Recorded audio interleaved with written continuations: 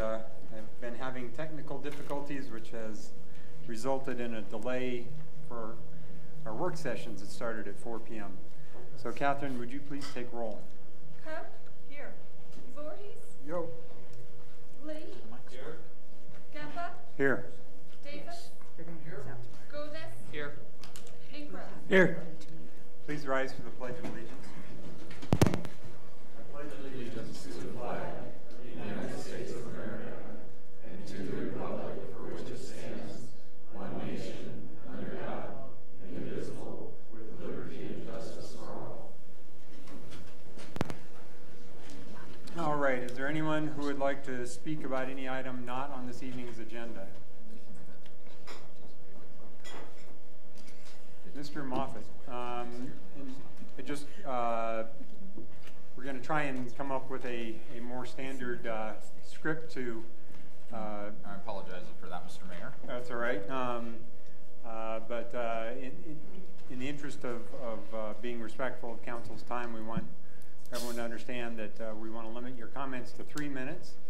That I know this probably doesn't apply to you, Steen, but you need to address your comments to the council, and that the only discussion in the room should be from that podium to the council. In other words, no cheering, clapping, booing, hissing, throwing tomatoes, or anything else from the audience. Is that fairly well? I think that's fairly accurate. That it's about a respectful conversation between you and whoever's at the podium.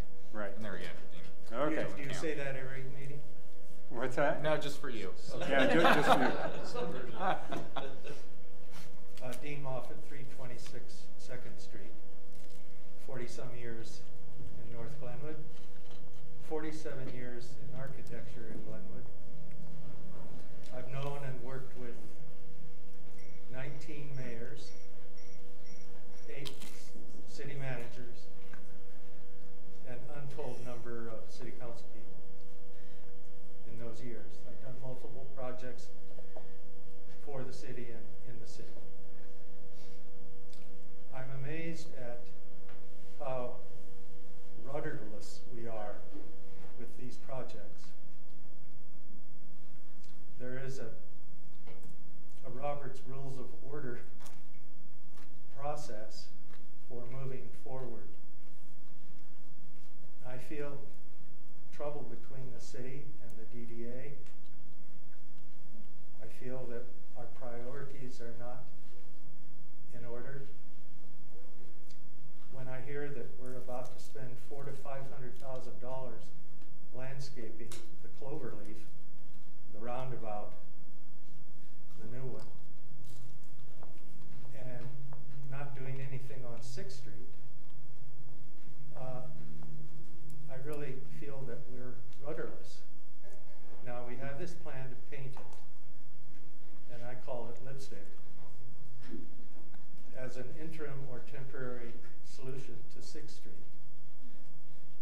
I think it's a waste of money and it's a failure of leadership. I would strongly suggest a pause, find out how much money there is to spend, do some basic work on 6th Street. Those people are bleeding to death. And I live there, and I see pedestrians cross the new pedestrian bridge, look left, look right, turn around and walk back. I see motel people trying to cross the vehicular bridge, honest to God. I see people seeing the Polish, which is going, and the pot, which is there, and the beer garden, and they say, you know, what's with this? We really need to get something started there. Lastly, I think we would fail miserably without public restrooms on both ends of the bridges. I think that's a must. There's not another civilized town that doesn't have restrooms for tourists and the public. Thank you. Thanks, Dean. Thanks, Steve. All right. Is there anyone else who would have? Okay. Looks like we have a sign-up list for people who would like to address council. Next person on the list is Jesse Hood.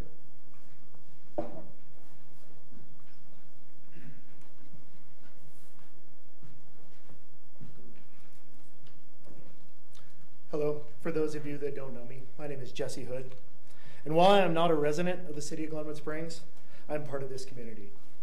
I'm one of the few that reside up the dump road. And have so my entire life. My family first came here in 1905, and we have no intentions of ever moving or selling. When speaking about the proposed development, it's hard not to get emotional, as myself and my family were conservationists. If any of you have visited any of the local doctor's offices, medical offices, and been to a waiting room, you might see a book that highlights the conservation easements that many ranching families have put on their, and locals to boot, to put on their, to preserve open space, wildlife habitat, and just to preserve it for future generations to enjoy. We are such a family. One thing we can all agree on is that there is not enough open space or wildlife habitat. South Canyon's strongest asset, and conversely, its biggest weakness, is that it is out of sight and therefore out of mind, which has allowed it to become a spot for illegal dumping, a roadside shooting gallery, a party spot, and of course home to the infamous hippie dip. As a resident of the canyon, I'd like to promote the responsible use of South Canyon. This could include a primitive day use area, composting toilets, bear-proof trash cans, and possibly a public shooting area with regular patrols. I ask all the members of this community not to pass the buck for a perceived easy fix.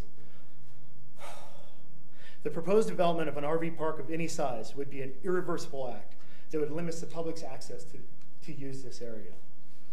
This area should be dedicated for people to enjoy whatever they want: riding your bike, riding your horse, running with your dogs, or simply being outside.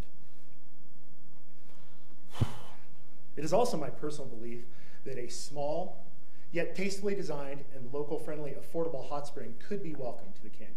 However, I realize there are health hazards,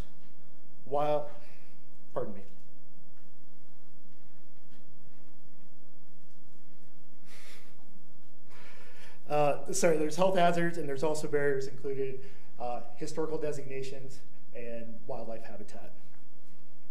With some careful planning, preparation, South Canyon can and should be preserved indefinitely for the use and enjoyment of all generations to come. Thank you for your time. Thanks, Jesse. Thank you. Next on the list is Charlotte Hood.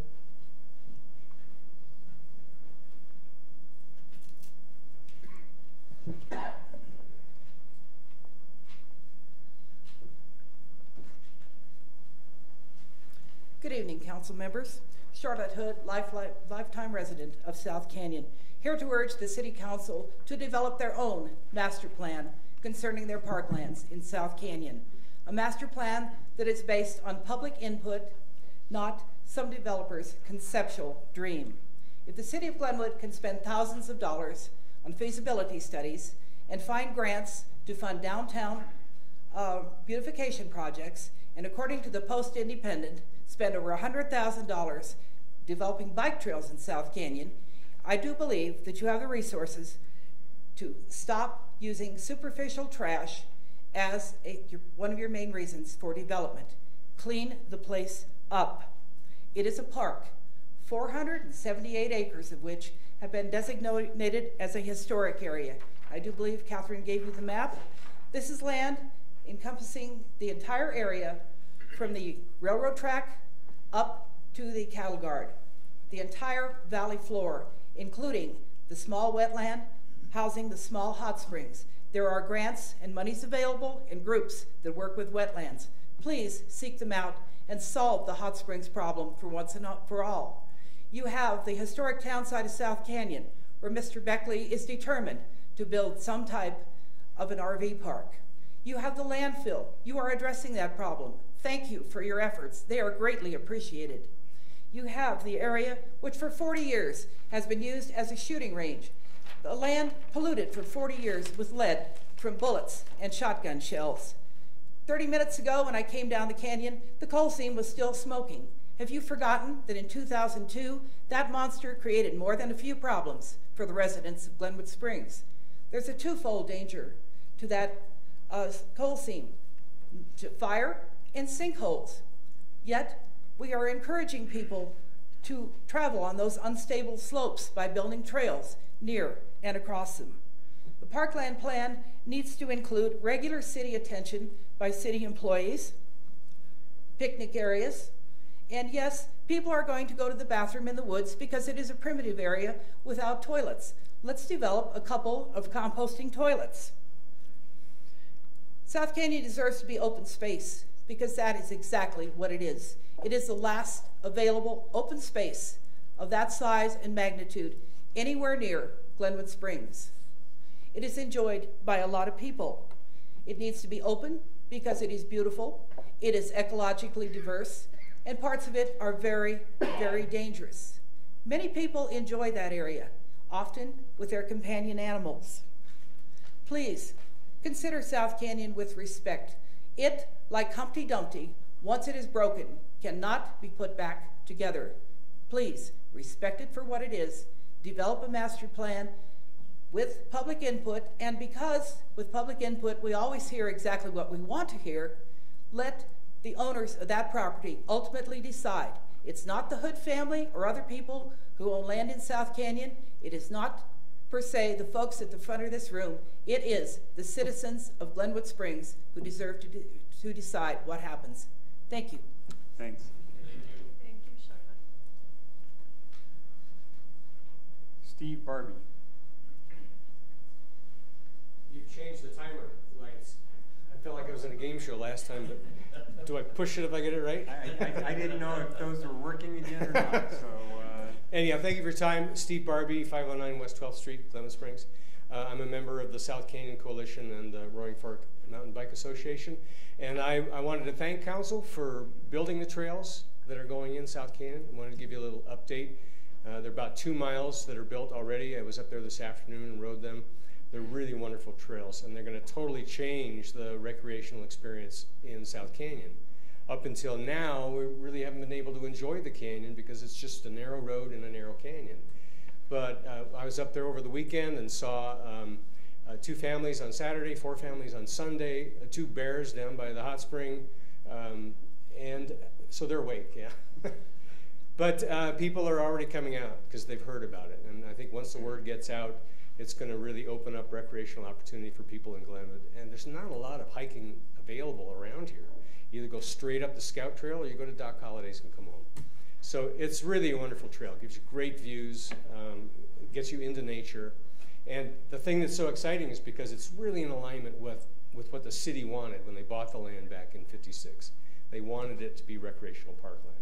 And so I really encourage the city to stay on that track because it's going to become known as a recreational canyon. We're going to have fishing and archery and boating and a gun club we hope to develop, and there's going to be hiking, biking, running, and we hope to develop a historical tour. The assets there are pretty diminished, but we can still tell the story of South Canyon with interpretive signs and photos etched on the metal, and there are a lot of people that come to town that don't have the physicality to go out and mountain bike or to go out and hike. But a road tour that shows the history of South Canyon, I think, would be really well received and another addition to the tourism economy. Granted, there are lots of management problems in South Canyon, and the coalition, along with Roaring Fork Mountain Bike Association and RFOV, are dedicated to cleaning up the canyon and keeping it clean. We have our first public cleanup session for May 2nd.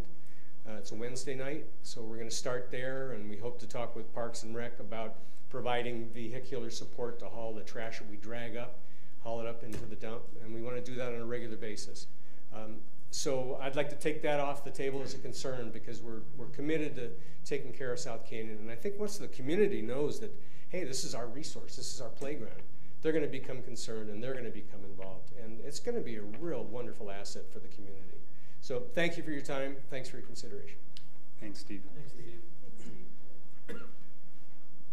Next is Ty Richardson.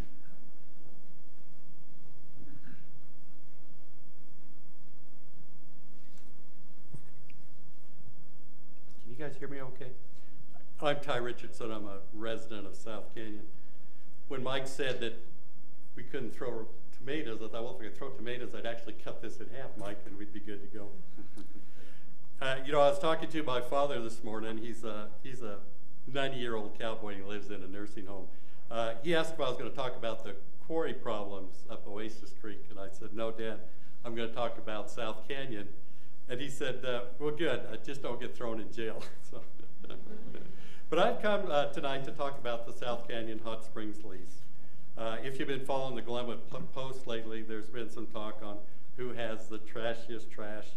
To be honest, there's trash everywhere in our beautiful county. But the good news is, as Steve said, the Mountain Biking Association is going to start their annual cleanup. And my understanding, they'll start on May 2nd. Also, it is true, I belong to a group of concerned citizens named the South Canyon Coalition. It's an assembly of people that is growing daily, 23-year-olds to 83-year-olds. I think we all have one thing in common. We all love South Canyon. Yes, our interpretation of the lease may be wrong, but I don't think so. The lease is meant to tie up and alter valuable, scenic city property for a very long time. We believe this magnificent area planned for private development should be left as open space. The lease will pay way below its worth, 5% of gross. That's low, and we all know it. The lease includes not only land, but valuable water as well. The lease has no transparency as to who the leasing owners are. This being a public-private venture, all information, including financials, should be made readily available for public viewing. Radio ads are now being run right now, depicting our coalition as being misinformed and misguided, that our concerns are selfish and self-serving. And yes, maybe we are passionate and selfish. Mr. Beckley's strategy, his advertising, may work for his group. It may persuade the public that he is the man for the job, and maybe he is. But I believe this is for the citizens of Glenwood to decide. We have voted on these type of issues in the past. Allowing public voting would speak volumes about our city council solving the critical issue democratically. Let's get this lease on the ballot so the people of Glenwood can show their true intentions. Let's use the ballot box. Thank you, and thank you for what you do. Thanks, Ty. Thank you, Ty. Chris Duncan.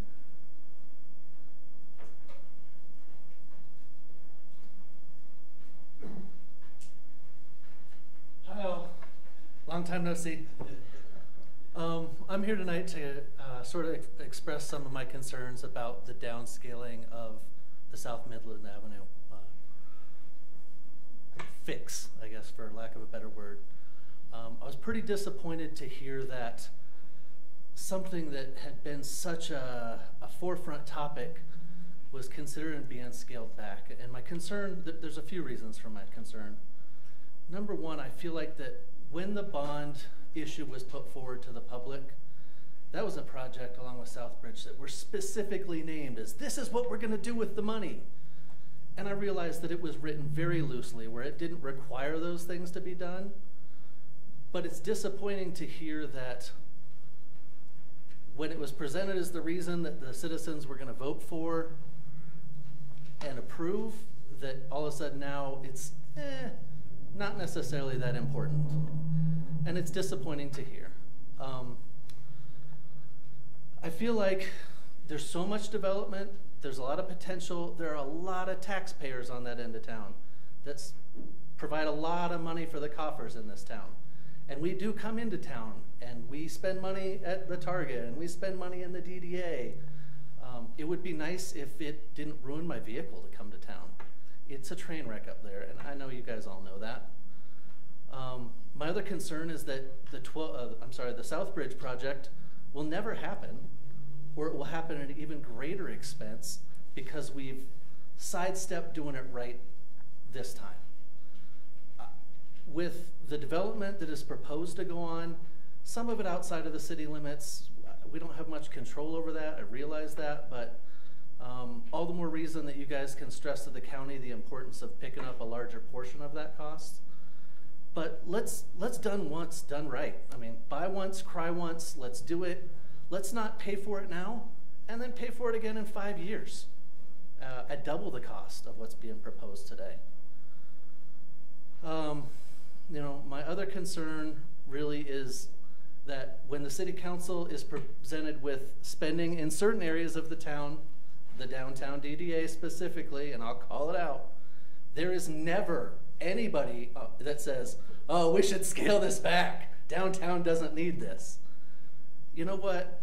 We don't all live downtown, and I understand the importance of having a beautiful downtown. I benefit from it. Everybody benefits from it. But the people that don't live downtown, that pay a bunch of taxes, need to have their issues addressed as well. And whether that's South Bridge, South Midland Avenue, or numerous other projects that maybe don't affect me as directly, but West Glenwood, some of those things, I know those citizens are really hurting.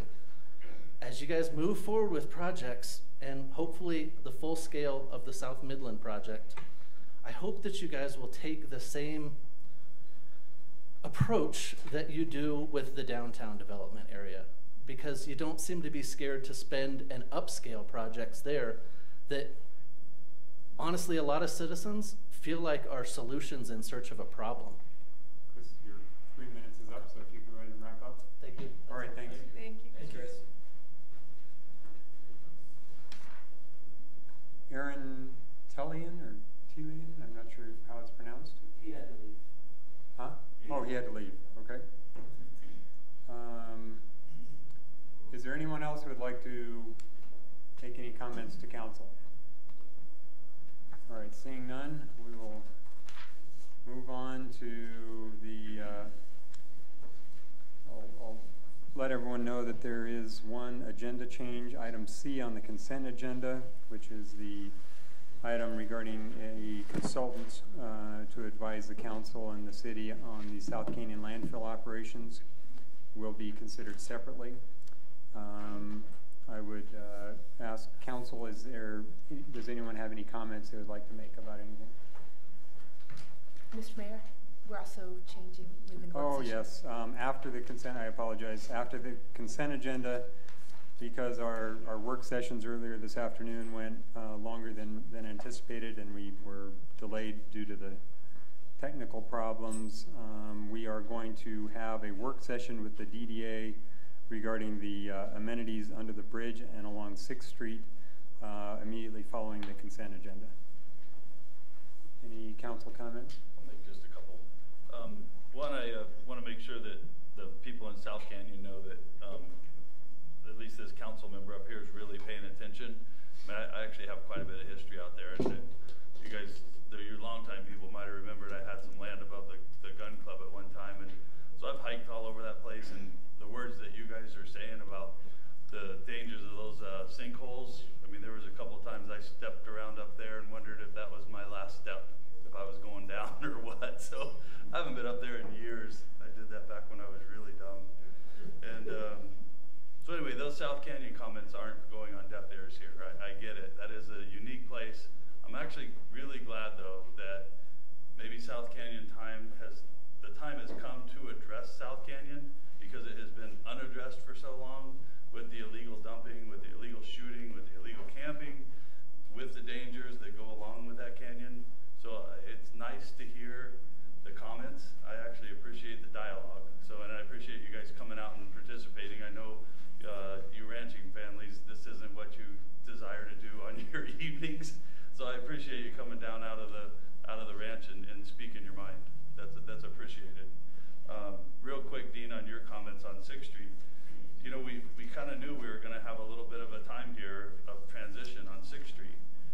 We've spent a lot of time and energy and effort, and I believe you were part of the 6th Street Steering Committee, if I'm not mistaken, but we've got a lot of time on 6th Street trying to figure out what to do over there during this transition period, and I mean, I wouldn't say that we got it.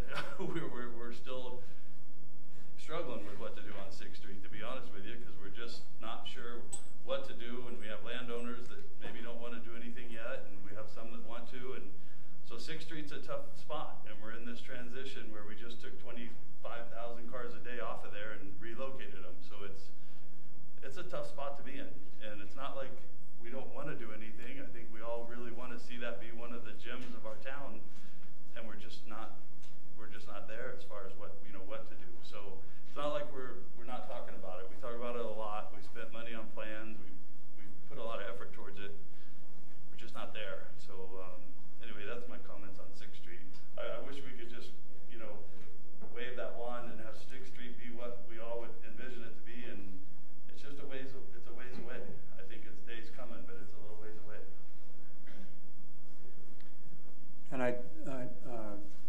like to address some of the comments regarding South Midland. I think I've provided these comments at the last couple council meetings at which we discussed, or in which South Midland was raised as an issue.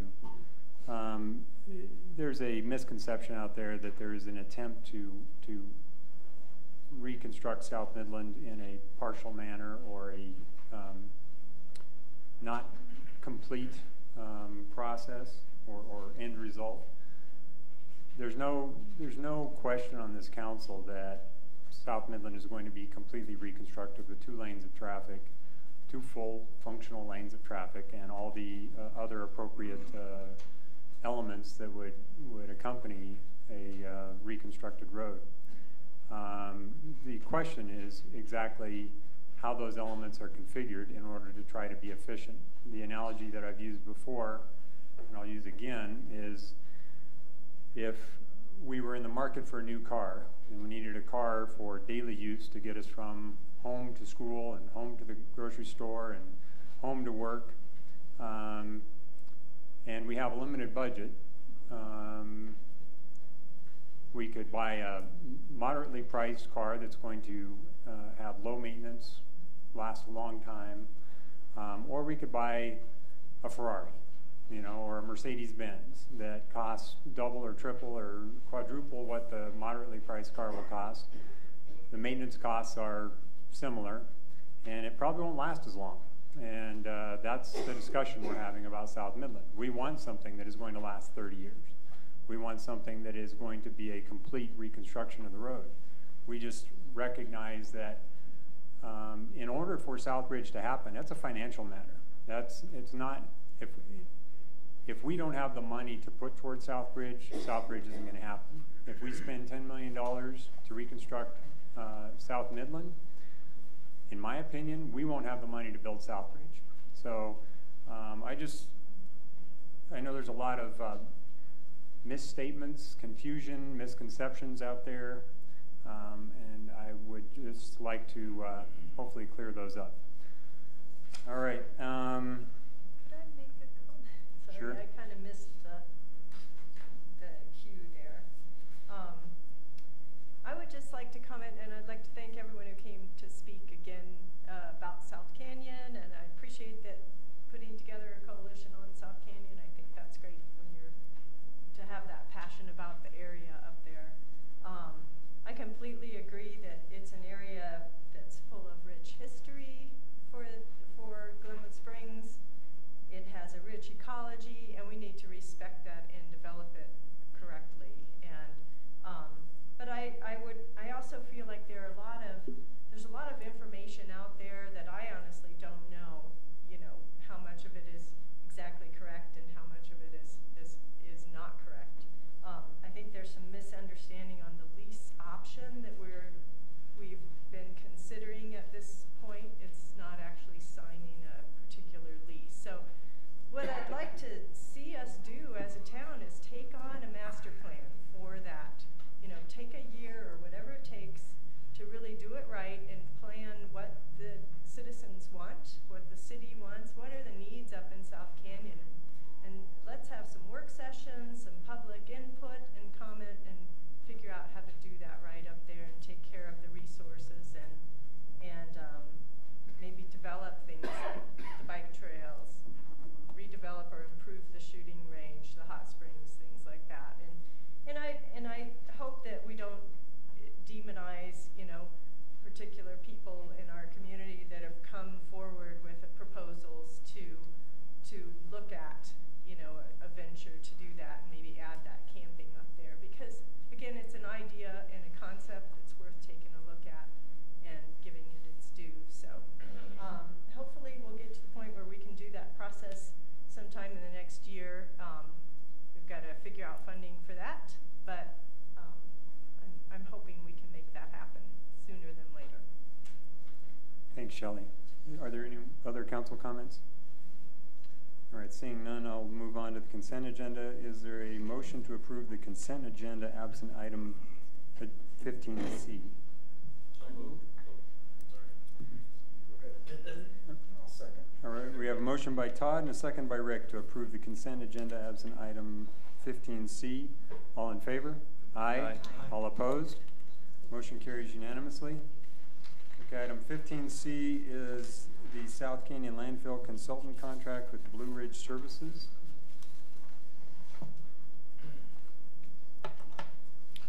Good evening, Council. The proposal that is in the packet for 15C is a direct result of the conversation we had with Council in Pitkin County on the 1st of March.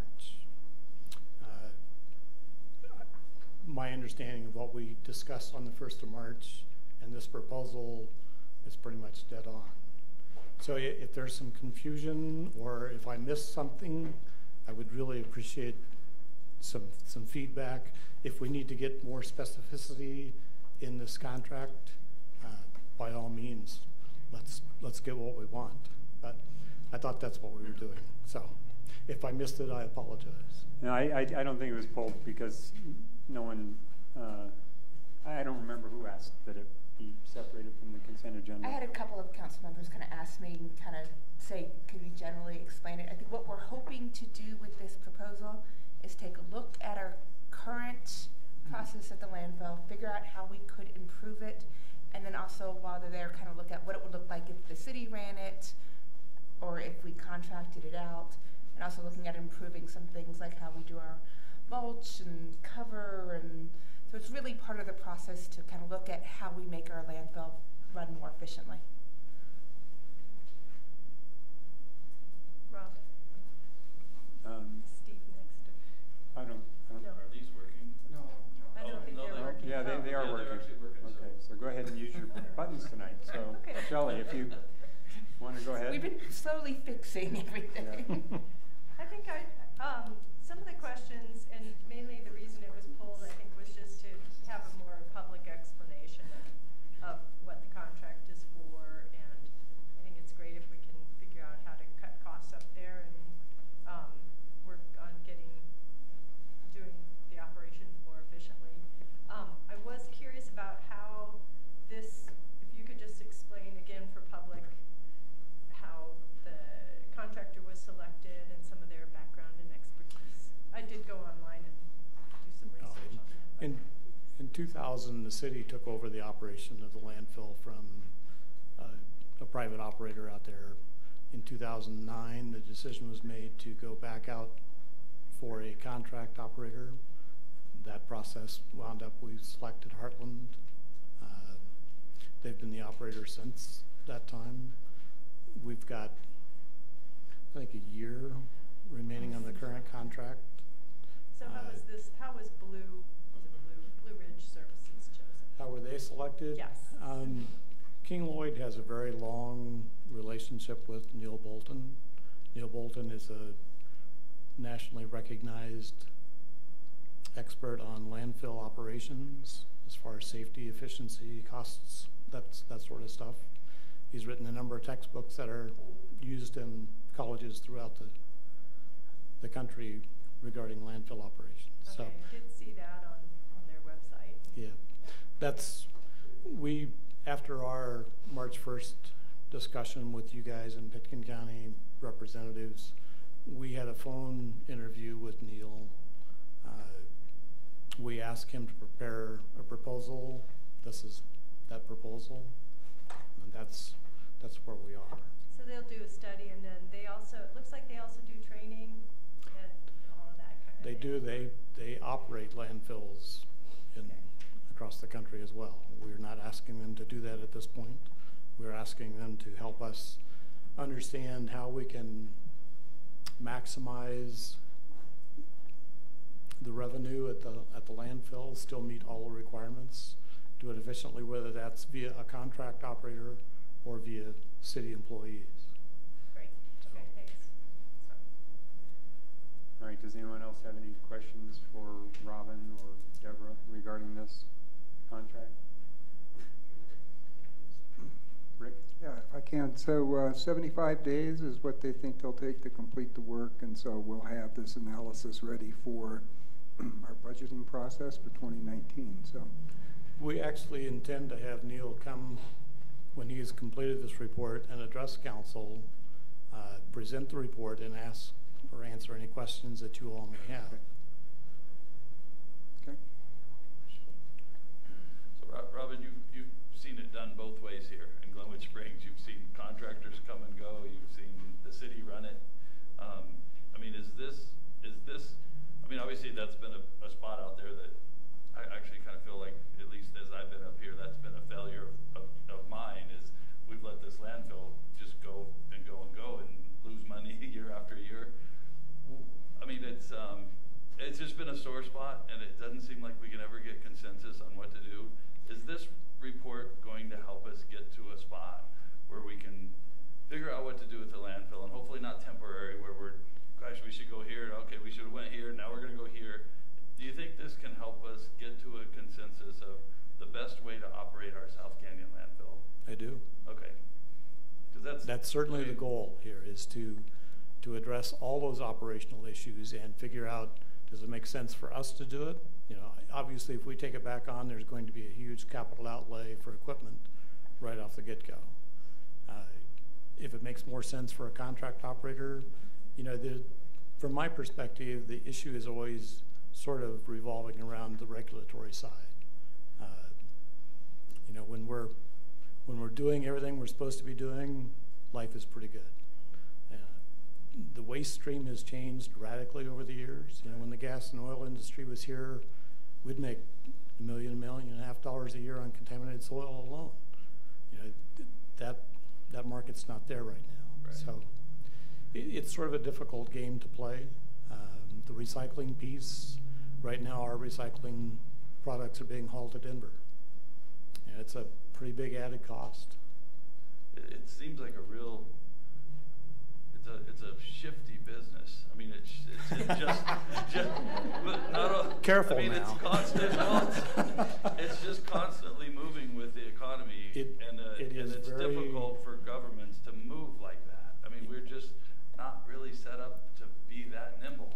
We move slowly up here, and that's an industry that's constantly changing and constantly getting different flows of trash in there, and it just would be, not knowing anything about the trash industry or the trash business, it'd be nice to figure out, you know, how to get this thing going in the right direction, so everyone, because we get beat up here every now and then, people that are watching those numbers, and they don't look good.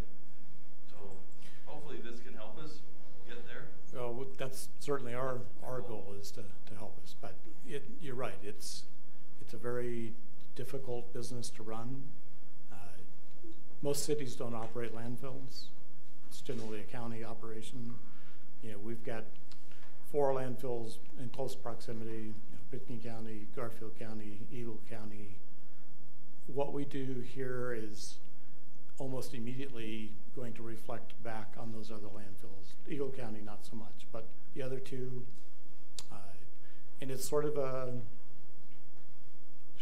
guess, a game we can play about, do we want to increase our waste stream and our volumes to increase revenue? That's a double-edged sword. We've got an airspace issue, just like Pitkin County and Garfield County have got. We're the only ones who take septic waste. Our ponds are full. You know, and there's a whole bunch of people in these valleys that have septic systems. I'm not sure if there's a spring special being run right now, but man, the demand, we can't keep up with the demand, so it's an issue. Yeah, I mean, it's completely different than, I mean, water, you know, wastewater and electricity, it's pretty constant. You know, it's a business that we're gonna understand this year and what the changes are next year, and it's fairly slow moving to get there. But landfill's just so different. I do think if the council decides they want us to take it back in, it's something we can do, absolutely. Yeah. It's, you know, it's complicated, but so is a lot of what we do. Yeah, sure. Okay, I just wanted to have a little bit of dialogue, because I think that's why we pulled it off the consent, just to have a short dialogue about this. We were really hoping this would, you know, it was requested that we bring in an objective third-party expert, and that's what we're trying to do with this. You know, I think my own opinion is this is the only way we can effectively make that decision, because none of us up here are experts in the solid waste industry, and So we need to have someone who is advise us on that. So, Jonathan. I move we approve the South Canyon Landfill Future Operations Consulting Contract with Blue Ridge Services, Inc. In amount not to exceed $30,000. Second. I'm not sure who got the second in first. Was it Shelley? Okay, we have a motion by Jonathan and a second by Shelley to approve the, I don't have the language here. The South Canyon Landfill Futures Operation Consulting Contract with Blue Ridge Services. in an amount not to exceed $30,000. Right. Okay. And a second by Shelley. Any further discussion? All in favor? Aye. Aye. All opposed? Motion carries unanimously. Thank you. Thank you,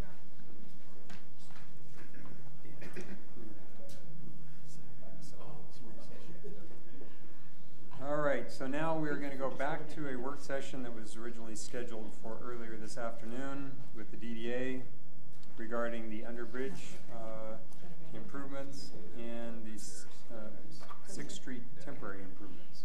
Does the DDA, do DDA members maybe want to pull their chairs up so it feels like we're in a group? You'll let us do that? Oh, yeah. But you still can't throw tomatoes. Everybody?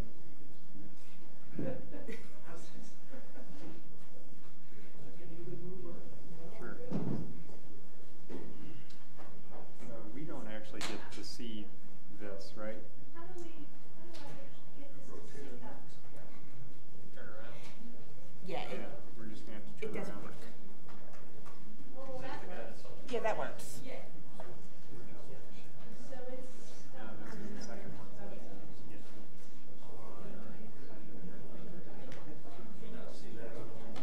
No.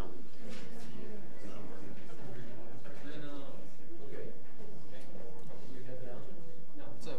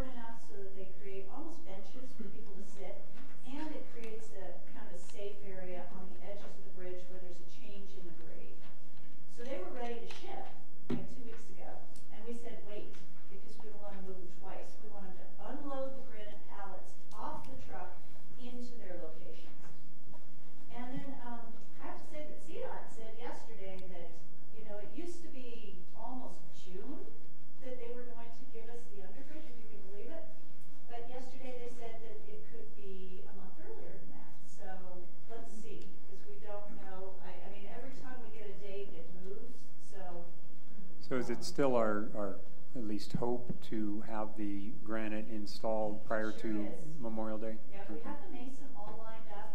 You know, everything's in place, so as soon as we can get under there, we will. And I think now that they're pouring the concrete, we'll go ahead and reach out to the quarry and line up the trucking so that we've got that planned as closely as possible as we can. Any other comments on lighting? The other cool thing I wanted to tell you about these is, now you remember those are kind of a crisscross underneath the bridge, much like what we're doing in the alleys. You can vary the height of those. So since our bridge goes like this, we could choose to have them all level and just have longer ones as the bridge goes up. We could choose to cluster those in the future around seating areas, outdoor dining. So those are all movable, which is a little different than what we're doing in the alleys. But it gives us flexibility. Let's say we want to have a seating area next to Gronin. You could cluster a bunch of lights over there. So I think it'll give us flexibility in the future and it'll be attractive. Is there a control system for the lights? There is, and it's part of our contract. Okay, and so they'll all be dimmable and all of that. Great. So when do the lights go in, Leslie? Well, it's our hope, like Todd or Mike just said, that we could get all this in before summer, you know, but it really depends on CDOT's schedule because we can't be on top of each other.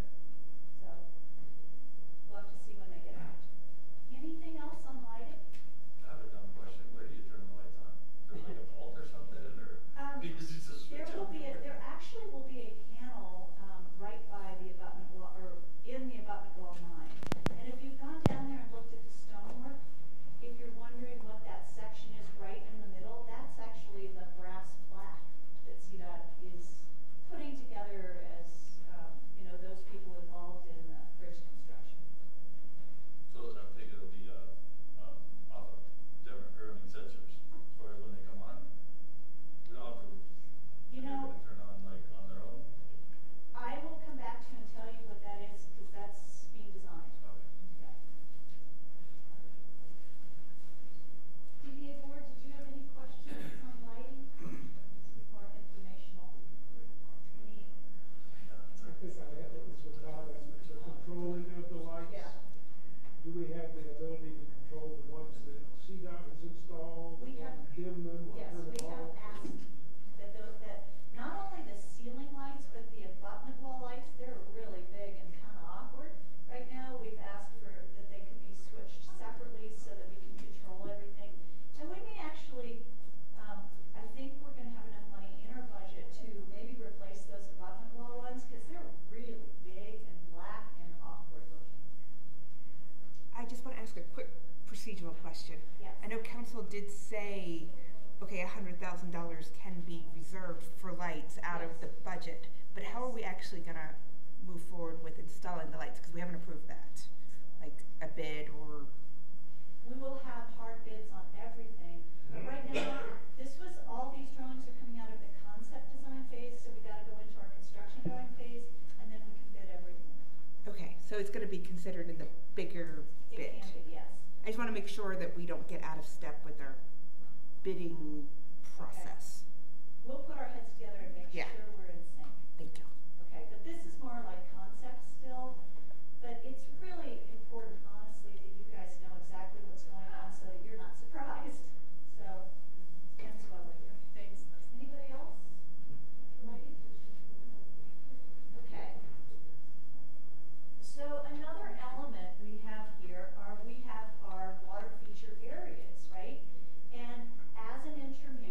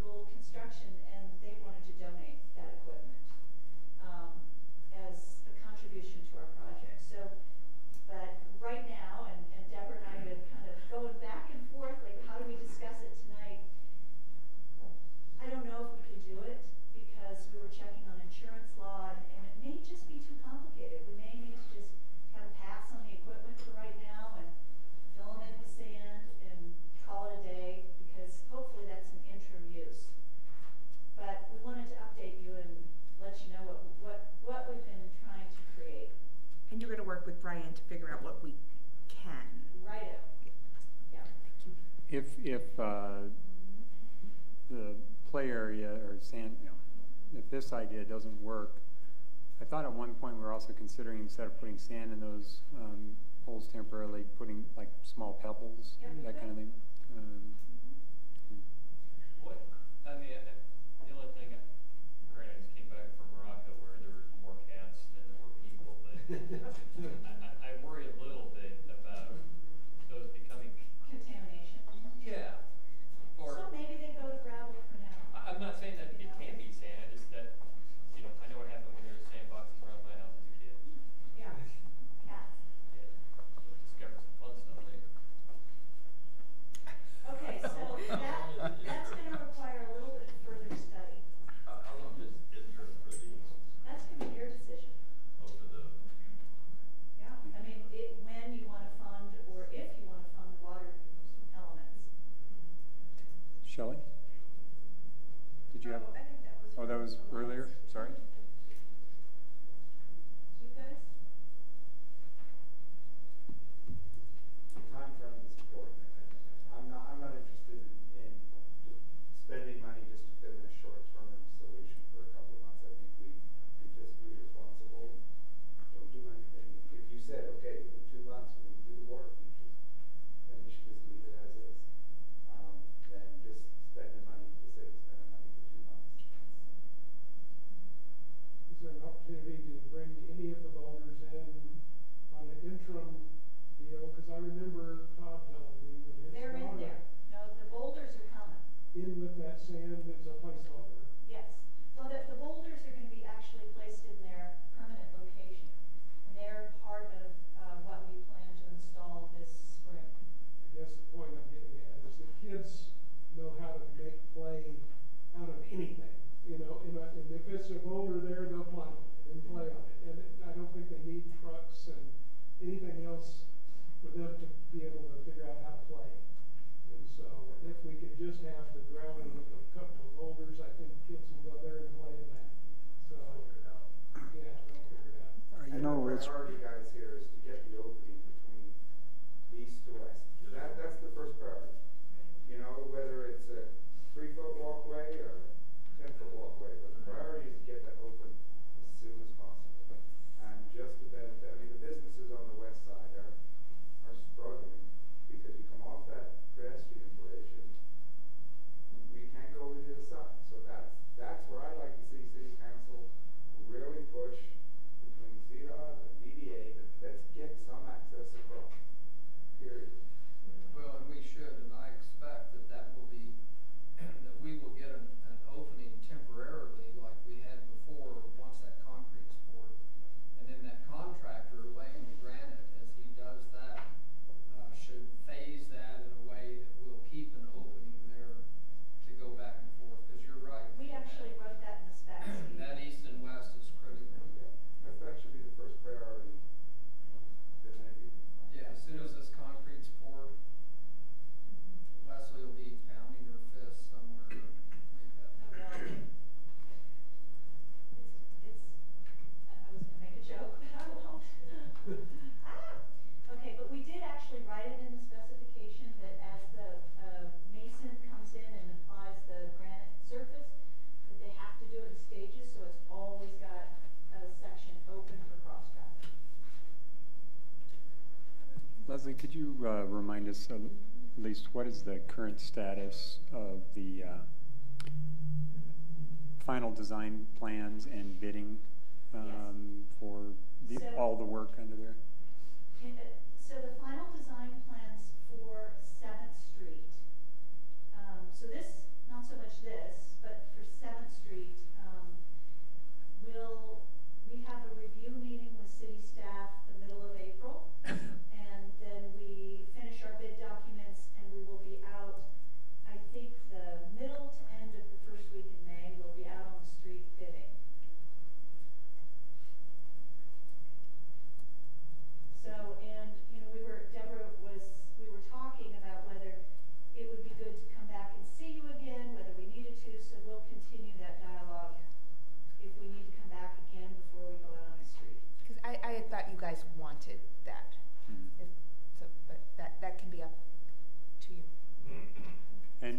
how long the bid process is expected to go, or is it a month and a half, 2 months?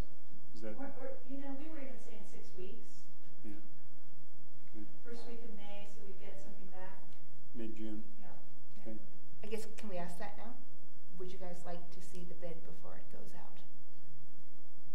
Bid package, you mean, in terms of the final design? Yeah. I don't want to stall. Right. No, but I'd like to see it if it's convenient. I don't want it to. You can email it to us. Yeah, we don't need to wait for a meeting like this. Right. No. Yeah, once that's ready, could it just be distributed to council? You bet. Yeah. Right after we make staff comment changes, we could send it to council. And then if there's something in there that we think is just a real issue, we'll call a meeting. Okay, we can call, I mean, we can always call a special meeting. So will the bid be written in such a way that there are sort of bid alternates within There that? are, yes. Following your direction over many months. You bet. But why are you looking? Board liaison. All right. Good? Yep. Yeah. Any Okay. further questions for Leslie? Okay, so the last thing we wanted to show you was we wanted to show you what we've been working on for the 6th Street temporary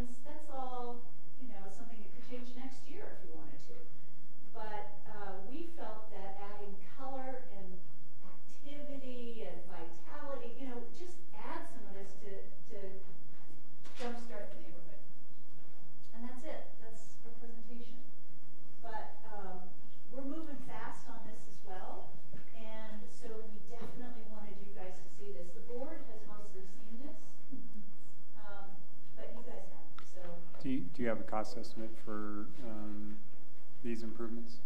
We plan to spend under $100,000. And we'll just have to see. Right now, we're just waiting for all of our bid documents. I mean, and we're developing, you know, we're working it right now.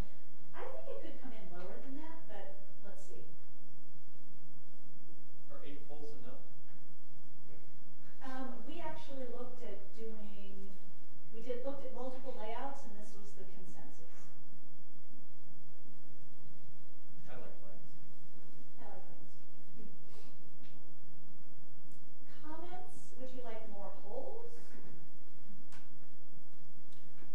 I want you to know this has gone through a lot of neighborhood review, and the good news is that we have consensus to get her done in the next, 90 days.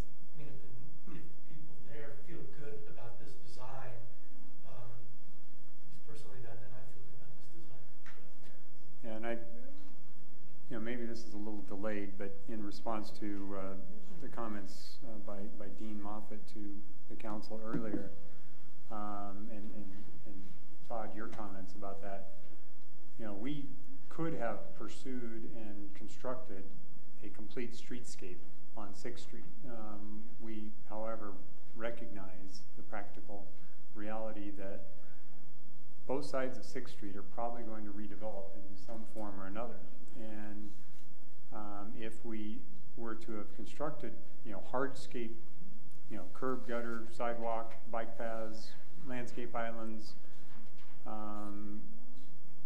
without knowing how the private properties on each side were going to develop, there's a probably better than 50% chance we'd be tearing up a big part of our improvements and rebuilding it when the private property is redeveloped.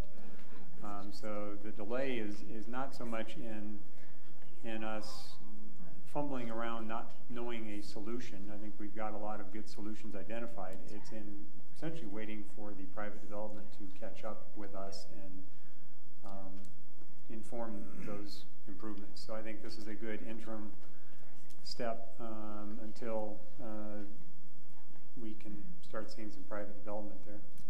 We are testing out 2 bike lanes also on each side of the street, north and south, just so you realize that. Again, it's only with paint, but we're testing it out just to see how people use it, and they're on the kind of inside of the angled parking. So it gives us an opportunity to see how that will work in the future. Did I forget anything from the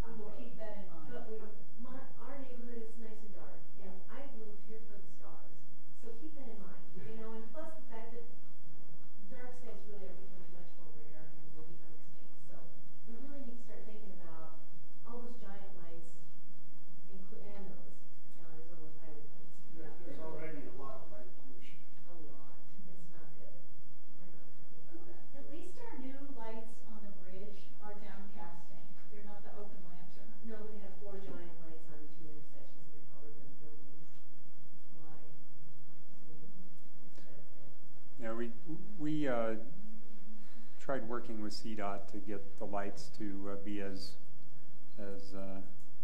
city friendly as we could, and we got what we got. So I think we got some concessions from them on some of their lights, but yeah. Unfortunately, CDOT doesn't have to follow our laws. Yeah. All right, thanks, Leslie. Is there anything else you need to present to us, or any? That was everything. We All right. appreciate your time. Thank you. Go ahead, Jody. This is probably an impossibility, but CDOT, we've had designed some fire features, and they sort of got vetoed for some reason that I cannot comprehend. Well, I think under the bridge, my understanding is they did not want them anywhere under the bridge, but on 7th Street outside of the Highway 82 right-of-way, I don't think they have any jurisdiction to prevent us from putting in fire pits. Did they give you any logical explanation of why it was a hazard under the bridge? Yeah, if you have a gas leak and then it goes boom underneath a well-traveled road, it's kind of a bad thing. And they're just, I mean, and from the standpoint of risk mitigation, that's just, there's no reason for them to accept that risk. And at the end of the day, it's their call. But we found a really good location for it on 7th Street. So, Just one? that's good. Your choice. Stay tuned. All right. Your decision. We'll see the numbers. Yeah, thank you. All right, thanks, Leslie. Thank you, guys. Thank you. Thank you for coming. All right. Can we turn that projector? I feel like I'm in under the kind of the Klieg lights a little bit. Do we have any other presentations?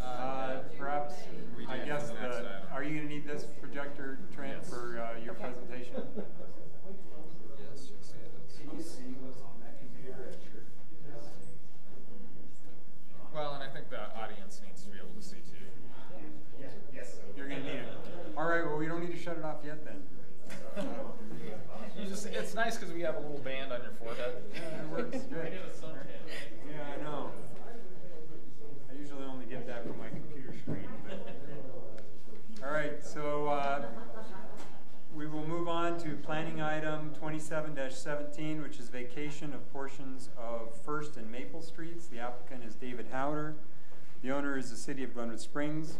Location is portions of the 1st and Maple Streets rights of way of the original town site. And we have a presentation by Trent Hyatt. Yeah, good evening, Mayor, City Council. I'll just sit from here if that's okay. Hopefully you can hear me.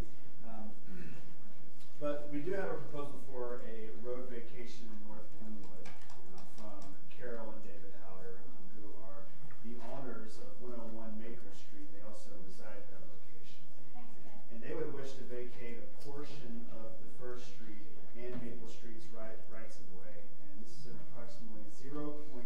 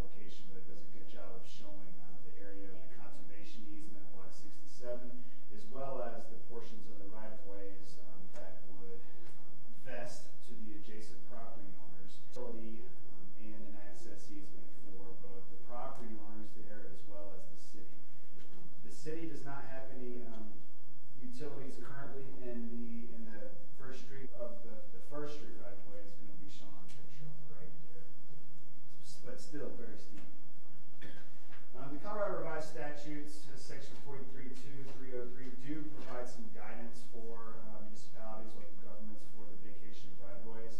And A states that city council shall do this by ordinance. 2, that any land adjoining the area shall not be left without access. 3, that in vacating the right-of-way, excuse me, we may reserve easements for any sorts of utilities. And then number 4, talking about the actual ordinance evidence of that after a certain period of time. The city does have kind of a set of standards that we look at. They're not codified, but they kind of relate to Colorado Revised Statutes that we went over previously. And one being that this portion has never been formally opened or utilized as a city street and has never been used for park governmental purposes. Again, I kind of explained the undeveloped nature of these areas. The applicant does propose an easement that would allow the city access in terms, in the future if we need to upgrade utilities, replace them, make improvements to them. However, we're not exactly sure the location of some existing utilities there because they were not included on the vacation map that was provided.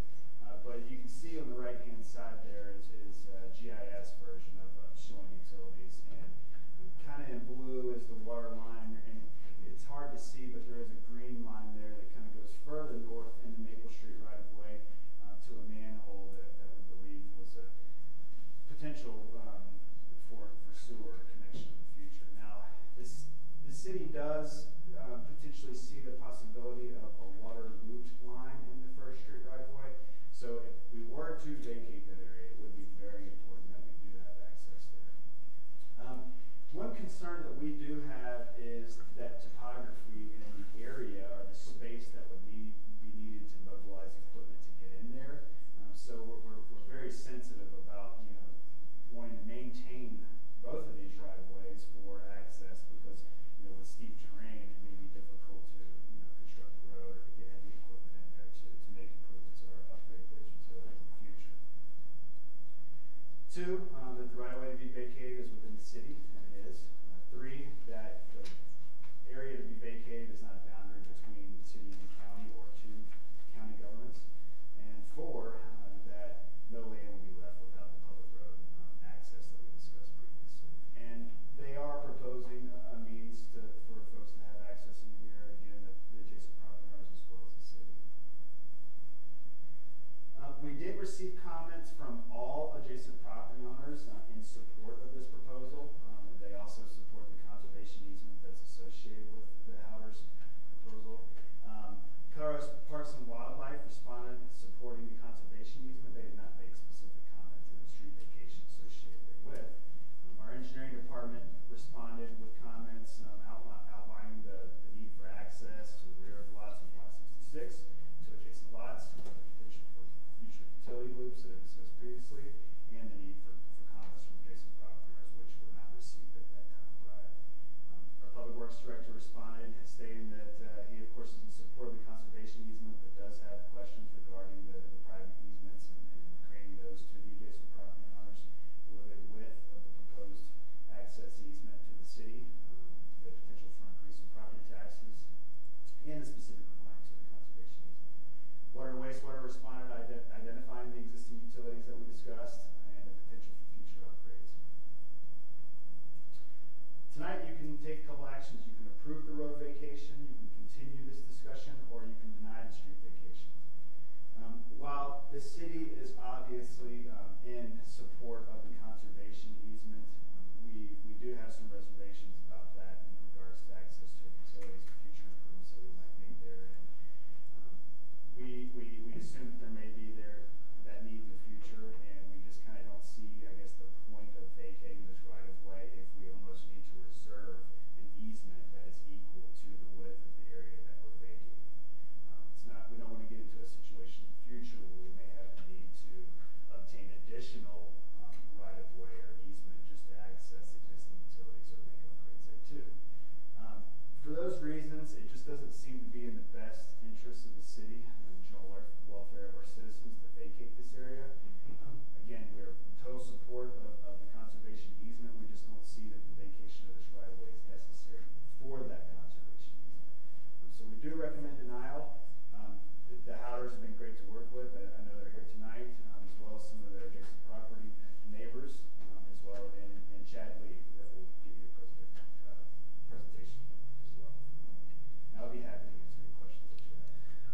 Thanks, Trent. Does anyone have any questions for Trent? I do have just one clarification. It says that, so Maple Street provides access to the property, a lot that's north of lot 67. Is that the only access? I mean, would this vacation cut access off to that lot, or? No, it wouldn't. It is a wide right-of-way, but you could also access that from the street to the east. Is that Laurel is to the east? I'm sorry, to the west. So it's currently one tract of land that you could access from that side. Is that lot developable under hillside preservation or any other? Hillside preservation or not, it's not very likely. I don't know how much you went into the details of the materials in the file, but there have been some proposals in the past to develop that area, and numerous past employees of the city as well as current employees identified the struggles that would be associated with that, and just the construction. But I guess that's a concern. We have no idea what the future holds or what the future needs or ideas could be for the use of that land, and it may be necessary to reserve access there. Did this we just can't tell. Is that north lot, is that one of the property owners that responded to this vacation saying that they don't have a problem with it, or did we hear from them? Yes. From that property owner? Mm-hmm. Okay.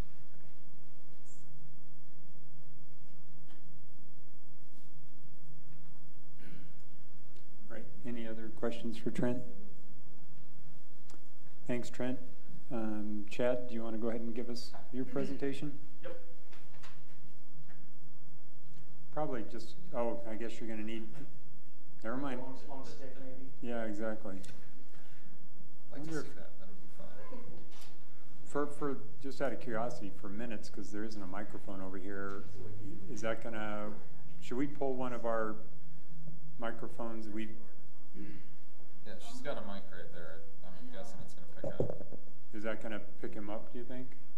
I'm just, okay. Yeah, I have faith in Chad's ability to talk loudly. Okay. Okay. Yeah, it's my first presentation sitting down in front of you. I'm Chad Lee, I'm attorney at Malcolm & Green. I'm here representing David Carroll Howard, who are behind us, as well as a few of their neighbors, including the landowner to the north, who's Floyd Demos right there. This request is really twofold.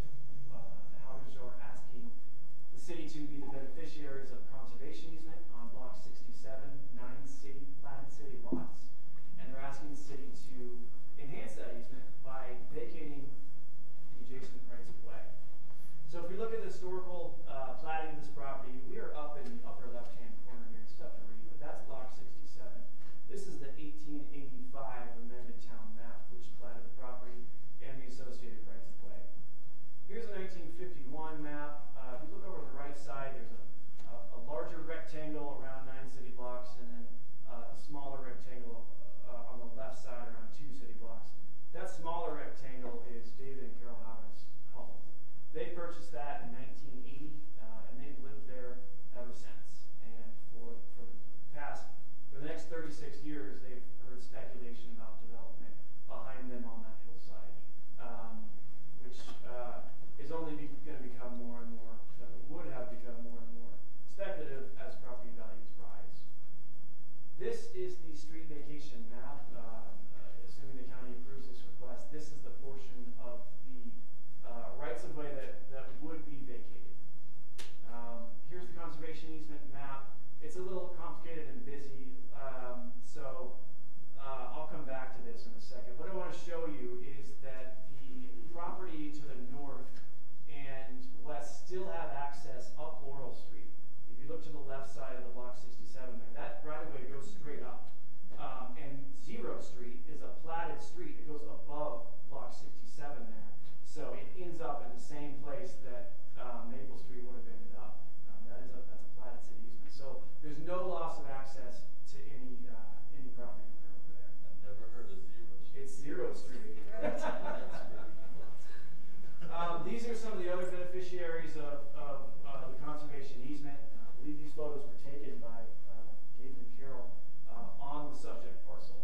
So it is pretty important critical habitat for these bighorn sheep, and we know the issues associated with that. And so does Colorado Parks and Wildlife, who supported this application wholeheartedly. They were one of the first to send in a letter of support. The conservation easement itself would grant a perpetual conservation easement. The city would be the beneficiary of that. So you would have control over this entire block after accepting these conservation easements. It would require preservation of the property for conservation values, primarily wildlife habitat area, but also aesthetic, scenic, and open space resources. We're proposing to grant the city a 17.5-foot wide utility easement for underground utilities. We believe that's adequate width.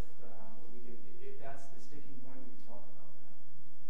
We will preserve vehicular and pedestrian residential access to the rear of the lots below lot 67 and to what is now the Demos property to the northeast. City employees will have access through that utility easement, but we're not proposing public pedestrian access, although there would be through those remaining rights of way. Again, some of the permitted uses, not much. Open space. Prohibited uses are just about everything. Removing soils, excavation, construction of any structure, paving, mining, excavation, mineral extraction and movement, and all development rights are extinguished in this conservation easement. This is the same form, template of conservation easement that the city has accepted in other contexts around the city. So it's been done before.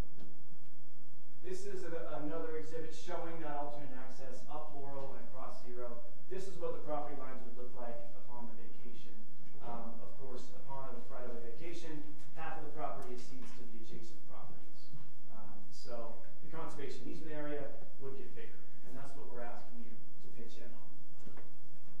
Here's a cross section of Iron Mountain where this is. Tough to read again, but that's the Howard household down there. And then you've got First Street. And from First Street up to Zero Street is a 54% average slope. So it is extremely steep. And if we look at the HPOZ regulations, anything over 40% is, quote, unbuildable. Speaking of regulations, the comprehensive plan has a lot of language that supports this. What makes Glenwood distinctive is our pristine hillsides and undeveloped ridgelines, and the comp plan supports preserving those. It says things like the views within the city are as important as views of the city. In that same chapter, talks about the visual quality, an important element for the hospitality industry as well as us locals, and we should seek to protect and enhance those visual quality of scenic vistas, rivers, steep hillsides, and ridges. And as we move to the code itself, in the HPOZ zoning, there's an interesting quote here, which talks about how the original town plan in the 1880s did not always take into account the dramatic hillsides in laying out the streets and lots. These historic paper blocks on the east and north side, this is right what we're talking about, have moderate and severe geologic hazards, slopes in excess of 30%. No infrastructure is in place, nor would it be easy, cost-effective, or environmentally sound to provide such infrastructure.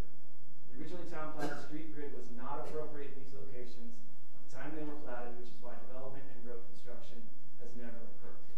And this wholeheartedly supports our request to vacate. So it's always anecdotal that the town surveyors were down at Doc's Tavern when they were drawing the street grids, and maybe that's it's not, but our codes we've codified the fact that the platting was inappropriate in this location. Further HPOZ language, I won't read all of it, but it talks about if we disturb these hillsides, it can cause physical damage to both public and private property.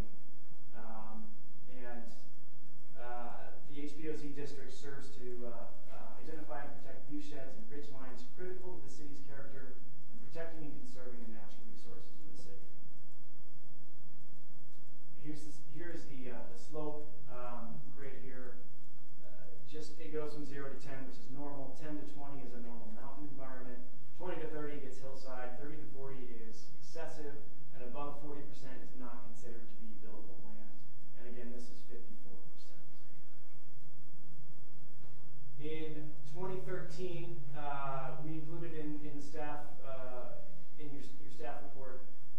2013, city staff wrote a memo on the development of Block 67 because there was increasing pressure to develop it. The staff memo, I'm sure you read it in its entirety, it was in the packet, stated that development is quite difficult. Inadequate fire flows, geologic hazards, rockfall hazard zone, inadequate emergency access, stormwater problems, and utilities. So it has been acknowledged as a problem and a future liability before. There have been a couple past development proposals, including single-family homes and apartment complexes. And again, that's only going to get worse in the future, or would get worse if the Howders weren't taking this action. Trent covered the street vacation. It meets all of those points, and so it is within your discretion to grant this. All of the neighbors affected by this have submitted written letters of support, which is a pretty lofty achievement in any proposal. The staff recommendation, I just want to go over some of the points that staff pointed out. And I get staff's point. I get, let's be precautionary with city assets. You never know what's going to happen in the future, but I think that actually supports this request. I do see the point of this, and the point of this is that no road or major disturbance will ever go up within these rights of way. And the city will be adding and augmenting and enlarging this conservation easement area and protecting the hillside. Who knows what can happen with an 80-foot wide right of way with enough engineering and a developer who's anxious to do whatever they want up there. We've preserved access for utilities, which we believe is sufficient for the city, which we believe can go in through boring or trenching underground to preserve the natural environment. And in terms of the long-term best interests and general welfare of the city, I would take my guidance from the comprehensive plan, which values pristine hillsides and view sheds over development of 80-foot wide streets. So granting this right-of-way would also, and accepting the conservation easement, would also eliminate the city's future liability caused by serving any sort of development in this hazard-prone area. Utilities were, again, we're preserving the ability for the city to have utilities within this area.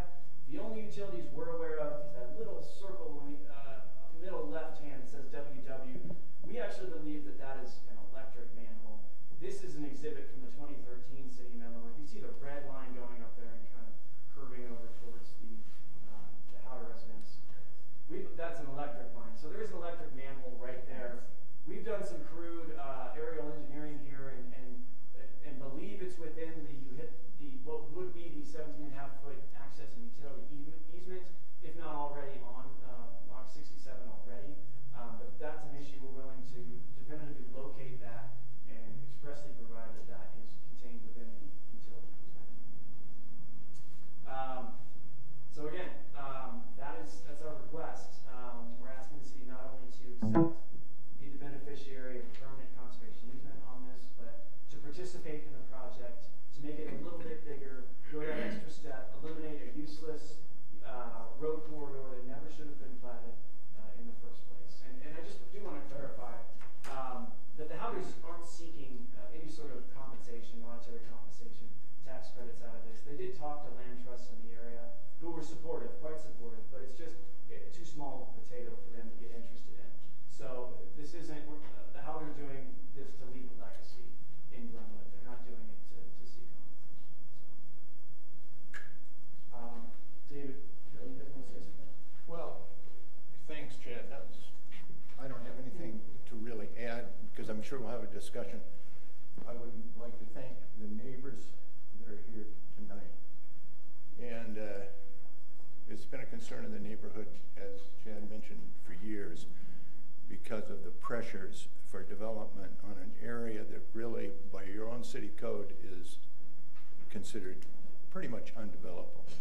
That road was, it's a very simple request. This is a very simple request to vacate a roadway and preserve all other rights. So what is the city really being asked to give up? The name roadway. Everything else would remain in place. If the city wants a wider, there's been some statements that we want the right-of-way as it is. The Maple Street right-of-way is 75 feet wide. You could put the Grand Avenue Bridge in that right-of-way.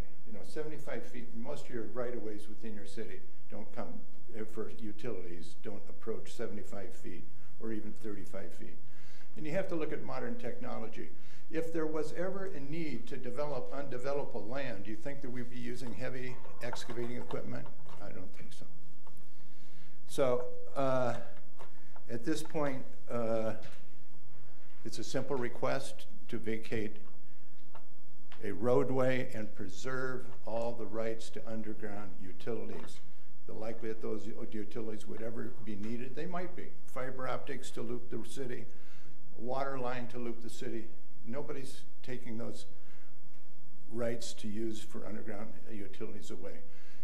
And Mr. Demos's property, I think Floyd maybe want to say something. His access is actually being improved by this vacation. He is acquiring a little bit of a land from the street vacation, which improves his access off of Maple Street to a housing site that exists off of Maple Street to the, I guess it'd be the northeast. The adjacent homeowners, not just us, but some of the other homeowners here, are going to gain half of a right-of-way. It would now become their property. They have increased backyard. They can enhance their backyards. It's the city, I think Chad has mentioned, is being given a chance to contribute to this conservation of a hillside, which is essentially undevelopable, supported by the National Department of Resources to preserve and protect the migration corridor east to west, and to preserve and protect open space in our hillsides or around the city. So with that, I don't think I have anything else to say right now, but I just open it up for, to see what questions you have and see if... Okay, can I? We'll open it up for public comment in a minute. Right now, Yeah. Hold on for a minute, Floyd. No, hold on. We want to have council ask our questions of the applicant first, then we'll open it up for public comment. All right. Does anyone on council have any questions for Chad or David regarding this application? I'll go ahead and jump in there. The staff has expressed concern that if we need to loop the water line, we would need a wider easement than what you're proposing. Chad, you mentioned that is negotiable. So if we could agree on a width of an easement for a future water line, I assume you guys would be amenable to that. Absolutely. We are showing a 17.5-foot right-of-way in First Street now because that's half of the right-of-way. Mm-hmm. I think your city code is city streets. What's the standard city street width? Well, standard easement width for just a water line on flat ground is about 20 feet wide. Yeah. So we would. This isn't flat ground, so in order to construct it, it probably would need to be a little bit wider than 20 feet for the easement. Well, maybe, but First Street is parallel to the slope. Yeah, so I would say you probably could get heavier equipment in there, but it's more likely that you'd use trenching equipment, and you don't need a right wide. Well, I don't know. I don't want to paint the city into that corner. To do a boring for an 8-inch water line is. Well, I'm talking about a trencher, but yeah, but yeah. Oh, I see. You're talking like a ditch witch kind of thing. I'm saying that there's options. Yeah, my own thought is that we probably do need a little bit wider easement for that. And we acknowledge that 20 feet would be acceptable. I'm thinking it might need to be a little wider than 20 feet is what I'm saying. Because what I would anticipate they would use would be a Traco. Well, here's what I'd like to propose in response is that the width of that right-of-way that you're requesting, we negotiated and we talked and worked it over, and it be measured from the center line of the existing right-of-way uphill, so that the adjacent property owners get aren't half impacted of by the that. right-of-way, which is normally what you would get in a street vacation. Okay. All right. Any other? It may be 25. I'm just saying That's beyond me right now to say. Any other questions for the applicant? What spurred this? What? What spurred this conversation with you and your neighbors? I mean, what brought this idea out? Well, I'll let the neighbors. The love of the outdoors, the wildlife habitat. Why we moved here. Yeah, the whole idea stemmed from as to a conservation easement, and from that led to we need a street vacation. All right, thanks. Any other questions for David or Chad? All right, at this point, I would open it up to any public comment. Anyone from the public would like to comment on this? Floyd? I'm going to present a primitive report to you, and the reason I say that, it's on paper. And really what this shows is maybe more clearly the space and some pictures of history of that mountain. You'll enjoy it. And I hope I've got enough for everybody. Yes, sir. Let's see here. Yes, here we go. Here we go. Here we go. One more. Thank you.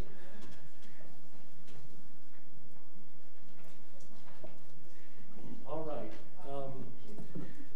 On these papers that I have, let's go very quickly in a matter of seconds through what it is. The first page, if you look at it, shows maybe a better detail and an understanding of the area that we're talking about.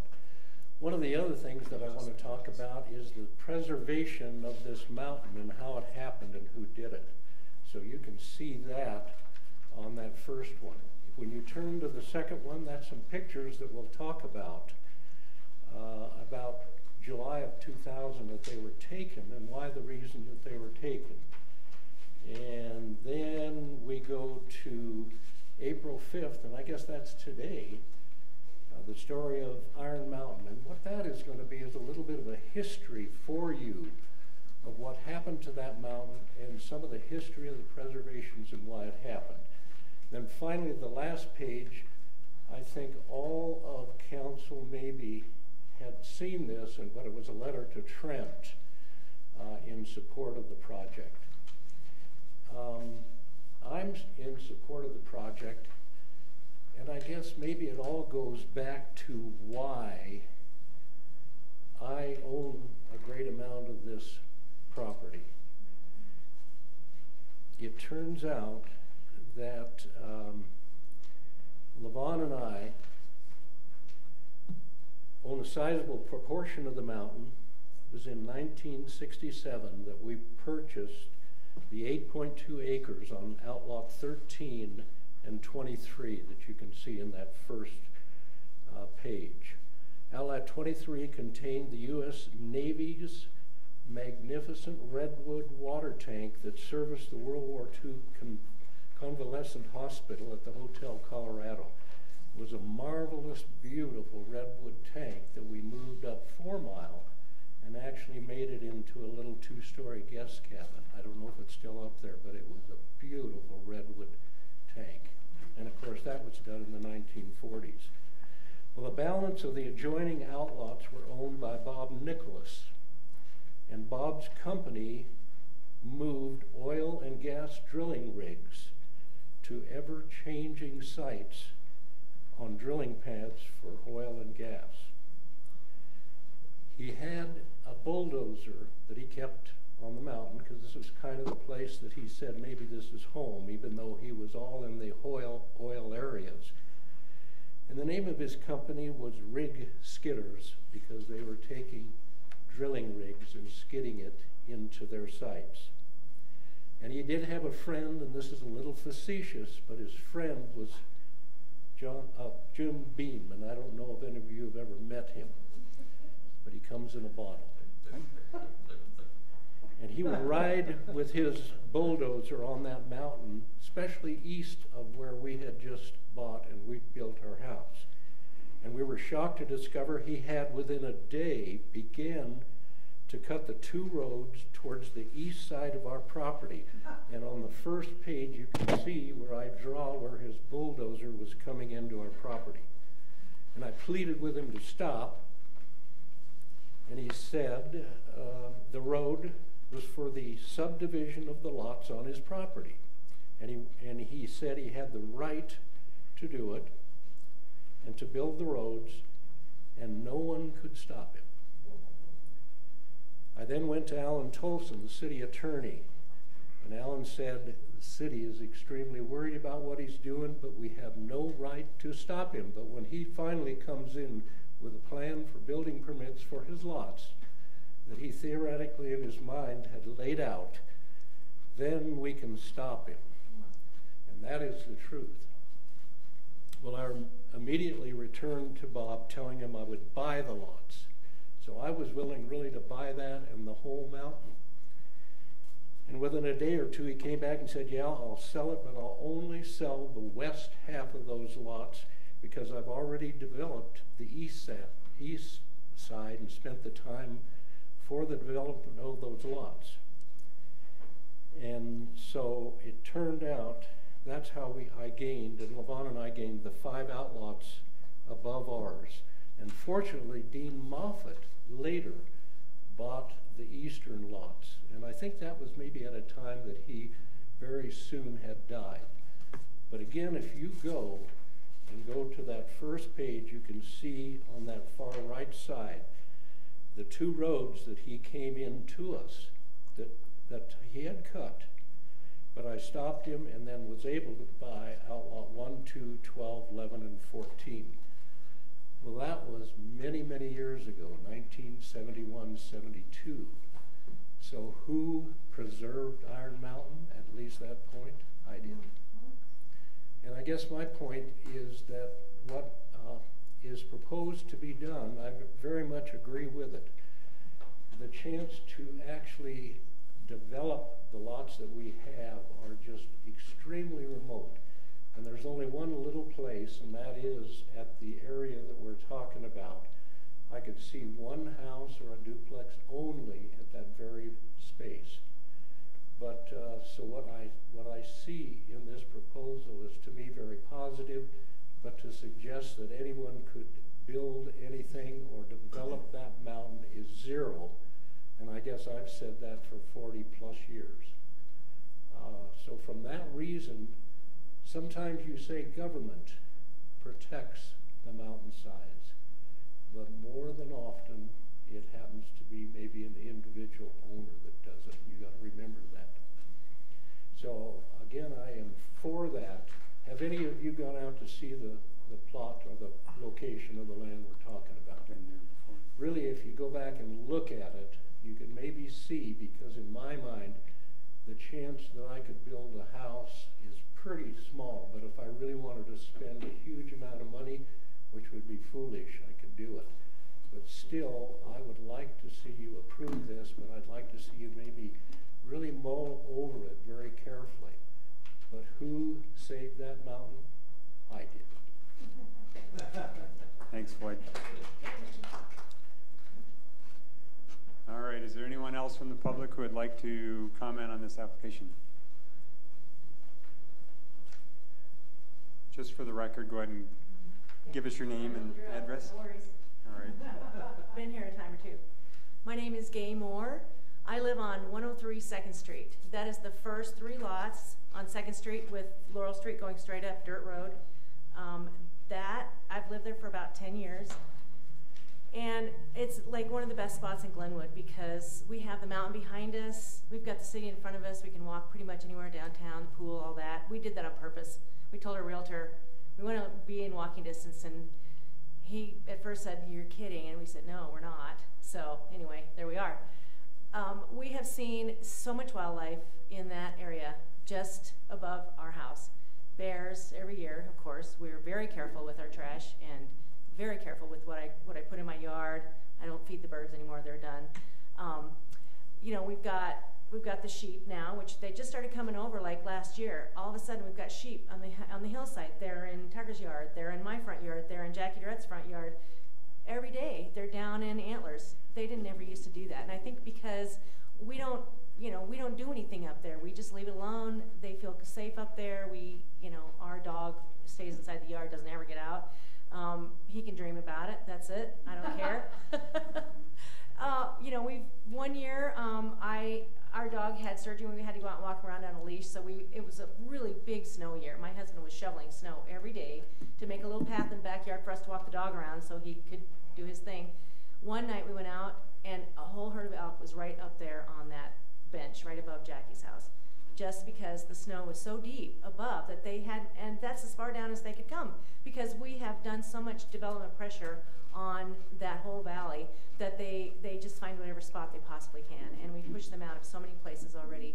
I really hate to see them not have a place to go when, if God willing, we ever get more snow, that they'd have a place to go up there. We're talking about Tom Turkey. He started up there, oh gosh, years ago. He had a little herd or flock, I guess. He'd run around with his little flock, and he's the only one left. But I think they're all up in Oasis Creek now. Tom hangs around. He likes it there. Let's see, what else? I'm trying to think. Oh, deer. Yes, a whole little herd of deer. We've had a couple babies this year. I think that you asked us, what prompted this? Development pressure. That's what prompted it. Too many people were up there looking. Too many people were thinking about, I could build, like a whole set of townhomes. I could, make a big road and a big parking structure. And we're all looking at that hillside going, well, what about the elk? What about the deer? And what about Tom Turkey? Where are they going to live? So that is why my husband and I support this wholeheartedly. We think the Hodders are just wonderful people. I would make cookies for them every day if I had time, but I don't. So really, please, we ask that you support this.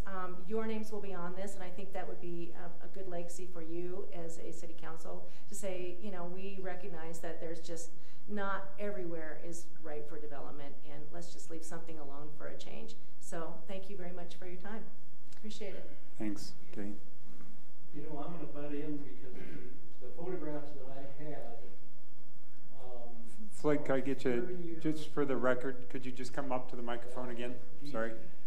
On the packet that I gave you, the first photograph on the top was 30 years later after this mountain was torn up. 30 years later, just imagine that. Yep. Thanks, Floyd. Is there anyone else who would like to comment?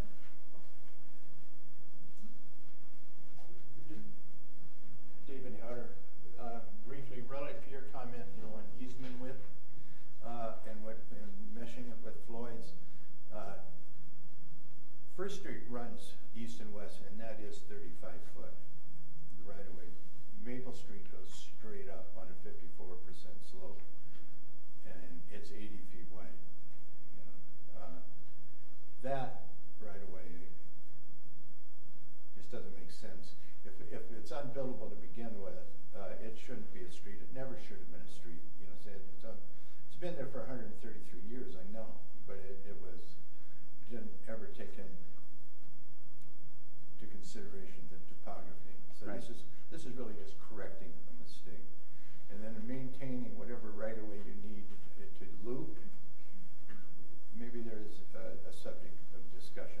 We're saying 17.5 feet, maybe 20 is plenty good.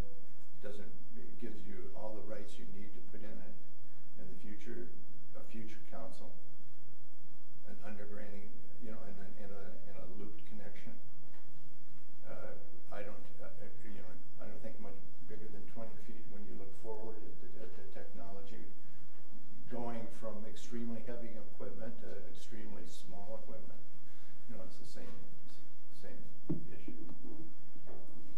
All right, thanks, David. Any other public comment? All right, I'm going to go ahead and close it to public comment.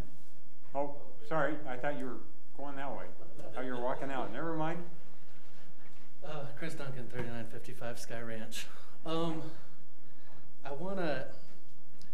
I understand what they're doing. Sounds a little bit appealing.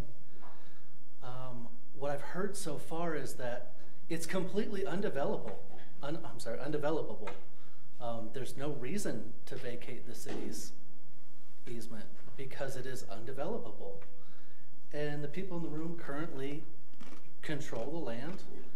And they have the right to control development or not developing that area back there already by owning the land. I just think it would be short-sighted for the city to vacate its easement rights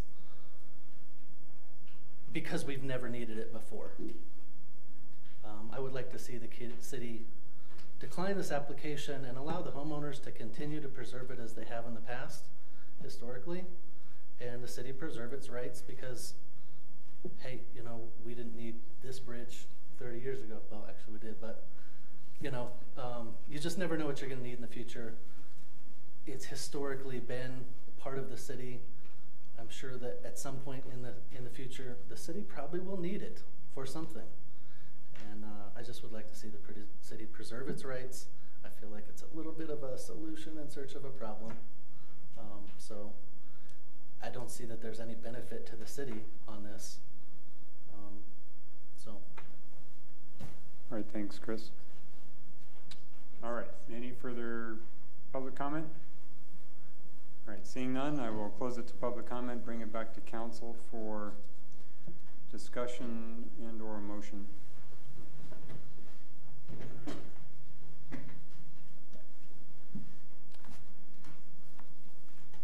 Yeah, let me just ask a question, if I may. Sure. Break the silence. My personal reaction to it is that I find this appealing. Seems like a fair proposal. My question is, how do we? There is sort of I'm not an engineer. I know some of you out there, you know, I'm not an engineer. You know, I don't know what the right width of an easement would be. And I think to settle upon the issue before us without knowing whether 17.5 is right or whether it's 20 or 25, I guess I'd like to figure out how do we find out what the right reasonable width is without going crazy and say let's make it the whole, you know, the whole amount that's being vacated, but make sure that there's, you know, we're leaving a little bit of room for error or what have you in that. That's the only really open question I have to personally to get comfortable with what's being proposed. And I probably shouldn't respond to that as an engineer, but there is a way to determine the width of that, and all I'm saying is I'm not going to say what that is. All I'm saying is that we can just simply direct our city staff, if it's our inclination to approve this, we can direct our city staff to determine what the appropriate width is, and that we would approve it subject to easement with an appropriate width to install a water line. You will need to do you'll see this again because since it was on a recommendation of denial from staff, we did not include an ordinance with it, so you'd see it in an ordinance form at the next meeting in any case. So it could come back, it would have to come back anyway. Would reserve that easement and vacate the roadway if that was your inclination. Okay, thanks. Shelley. I guess I had just in looking at this, and not that it's legally pertinent or anything, but I'm curious on if the lots that you have Floyd up above have those been put into any preservation, conservation, or easement? Okay. As far as the street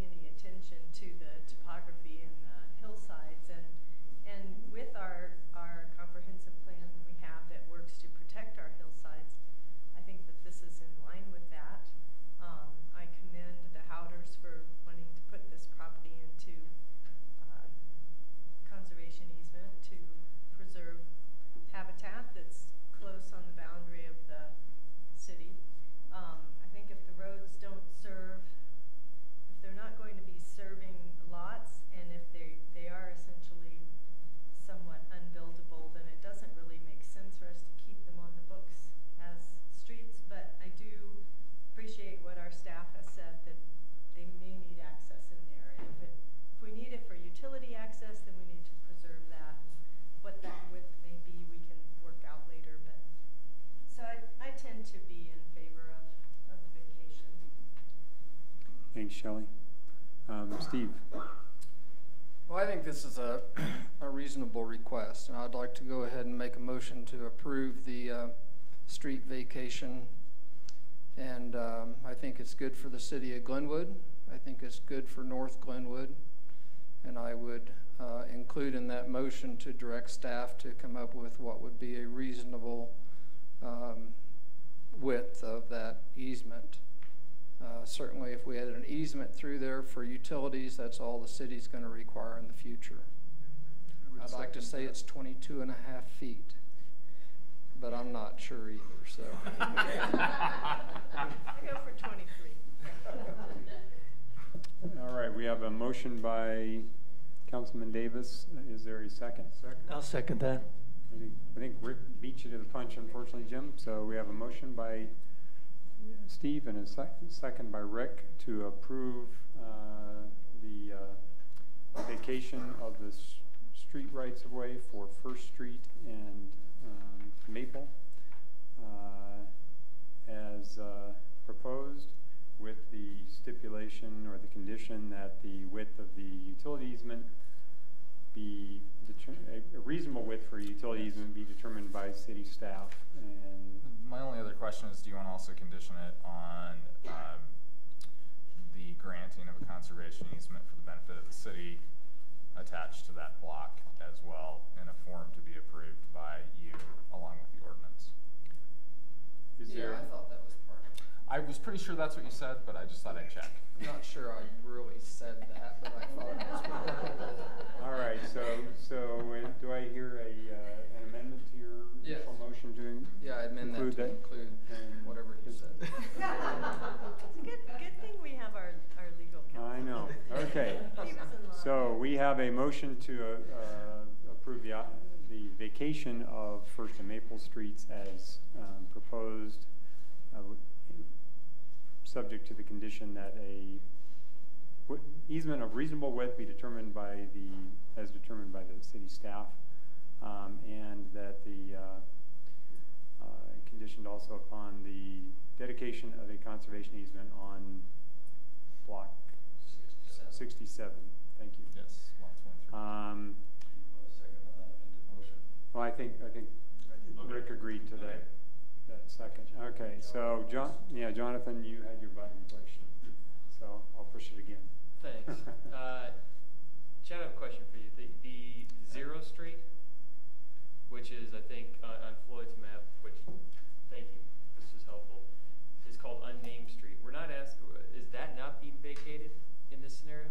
No. So the contiguation, I don't know if that's the right word, that would allow it to be a conservation easement. It's just that block. It's just a block, but in theory, there could be a Zero Street in the future that would. Yes. Okay. If you ever went out there, I mean, it's almost hard to walk. Well, I'm just curious about why that's not being asked in this as well. Well,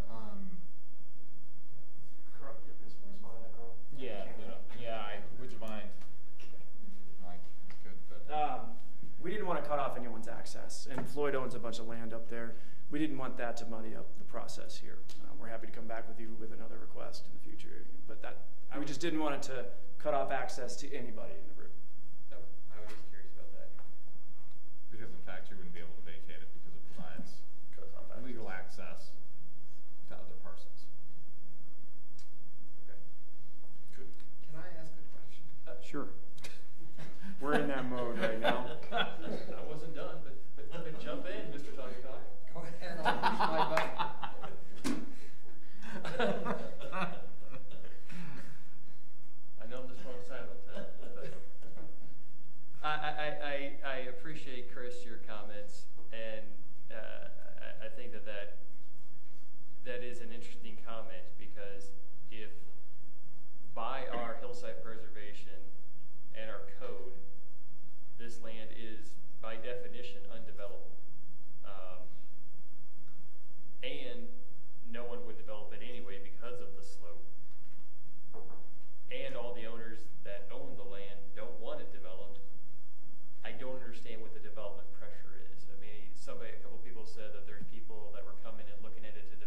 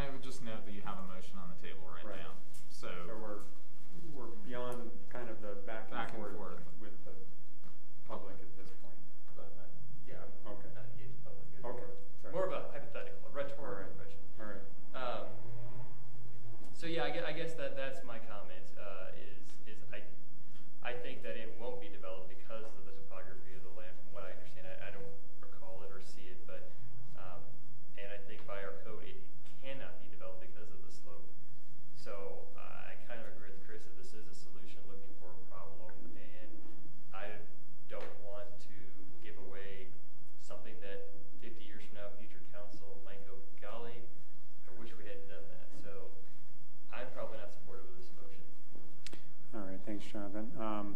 Steve, you wanted to make a comment? I was just wondering where the city limits is above, and I'm not sure who I can even ask. I guess I was gonna say, can't ask Floyd. It's so. north of Floyd's lot. Way up. Yeah, it's way up the hill. Limits are shown at the top of my map. So all of yours is in the city Yes. limits. Can I make one quick response? I wanted to make one as well. I guess just to respond to Jonathan's comments and Mr. Duncan's comments. I actually think this is the best approach for this kind of a solution. I think legislating non-development is potentially subject to, if someone were to, as foolish as it might be, come in Yeah, and you could assert that. you could there is assert some that you have a development right there, potential even if our regulations don't allow it because the slope is too steep. I own land there, therefore I can develop it. If I want to waste my money to build retaining walls and whatever. So someone who owns the land could, you never know what the future might bear, whether, you know, someone passes away and the land goes to somebody else that then doesn't have that same feeling of non-development. I've always advocated that if we want to extinguish development rights, the very best approach is to do exactly what the Howders are doing, is to, for the private property owners that own it, to basically extinguish those rights themselves. And that's what they're asking for in this situation. And then they're permanently gone. Then trying to get rid of a conservation easement in the future is well, you have the decision that you hold that conservation easement. We have done, it's been a while, but back in my first tour with the city, we did 2 or 3 conservation easements up above the Zancanella property over to the west. So it's not unheard of for us to do this. I guess what I would suggest that you might encourage Mr. Demos to come in with a similar proposal for the balance of that property. Not that he's the applicant, but I think that would be a great thing for the city if we, you know, and that was really why we started doing some of those small conservation easements, was really as an alternative, as you said, to the hillside preservation, is a different way of approaching preserving those hillsides and those viewpoints.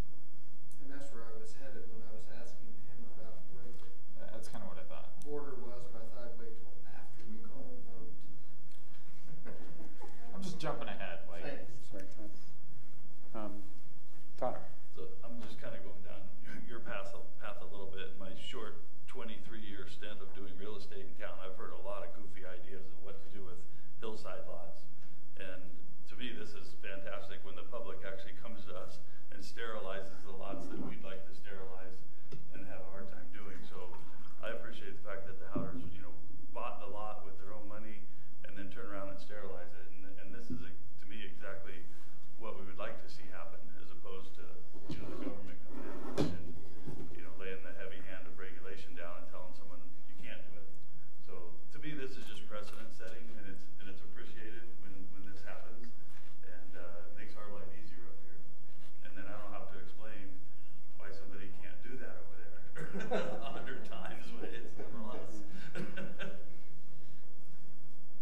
Thanks, Todd. Any further comments before I call the question? Okay, let's call the question. How's the board work? Ingram, yes. Golish, no. Davis, yes. Gamba, yes. Lane, yes. Voorhees, yes. Cavanaugh, yes. Motion passes. All right. Thank you. Thank you, Ben. Thank you very much. Thanks, Floyd. Thank you. Thank you so much. Thanks, you guys. Sure. Hey, did we get any of those cookies? What cookies?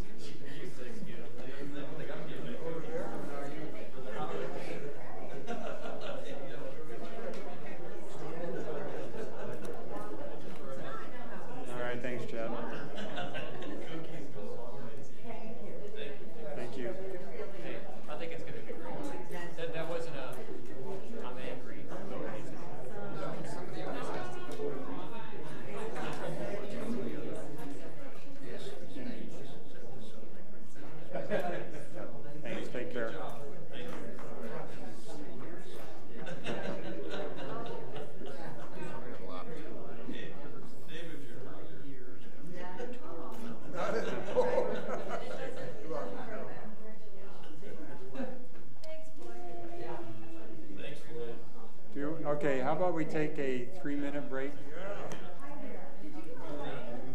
All right.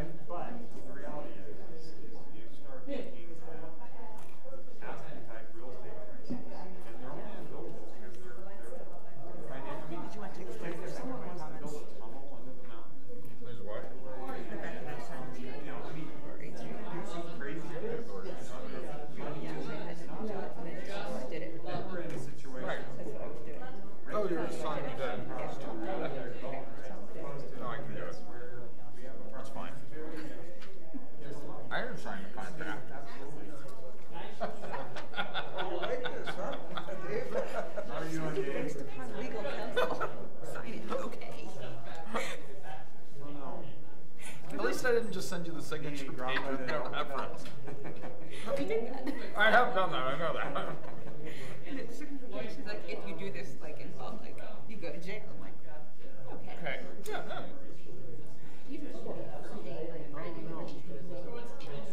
Why don't you go home? On vacation. Like I can do that one. I'm like leaving the country tomorrow.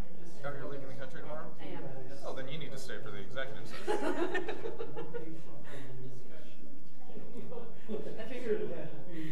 Which country are you going to? France. It's all because of Mike's leadership. They went there.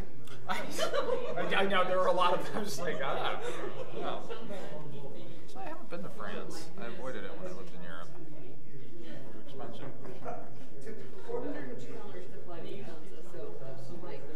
Yeah, no, I mean, it has changed a lot now. I mean, we were just like, it was a long time ago. And she has no children. Where's that? Yes. Yeah, we. I just gotta make sure I don't drop a bunch of F-bombs. Yeah, you're a dink. The dog's kind of restricted. Oh. The dog does cost you money. It's still, trust me, not as expensive. You still qualify as the one kind of kid. She doesn't go to college though. No, she does not. All right, I'm gonna go have a drink because you just said the college word. It's like a drinking game for me now. Somebody says college and I do a shot. You have quite a few ones with your college. I do. Well, it's finishing. He got a scholarship, so that's great. Scholarships are nice. But Your daughter seems the type to go to graduate school. probably. I'm not paying for grad school. Yeah. Well, you have to like provide something. Still trying to make it. Yeah. Also, no. I didn't either. But it's just because my father wasn't talking to me. Well, that's kind of. I'm hoping I'm talking to my daughter, but that doesn't mean I'm going to pay for it. Because what I'm talking to her about is I'm not paying for it. She calls you and she's living off of her assistantship. It's like, $400 a month. And she's like, Dad, I'm starving. You're not going to accept your money. Your daughter's cute. She can see how she can be very interested in getting money out of you. Actually, she has so much pride, she hates asking me money. You get really hungry at graduate school. Lots of wrong. Physically, she's actually okay, but yeah. I mentioned plenty of protein.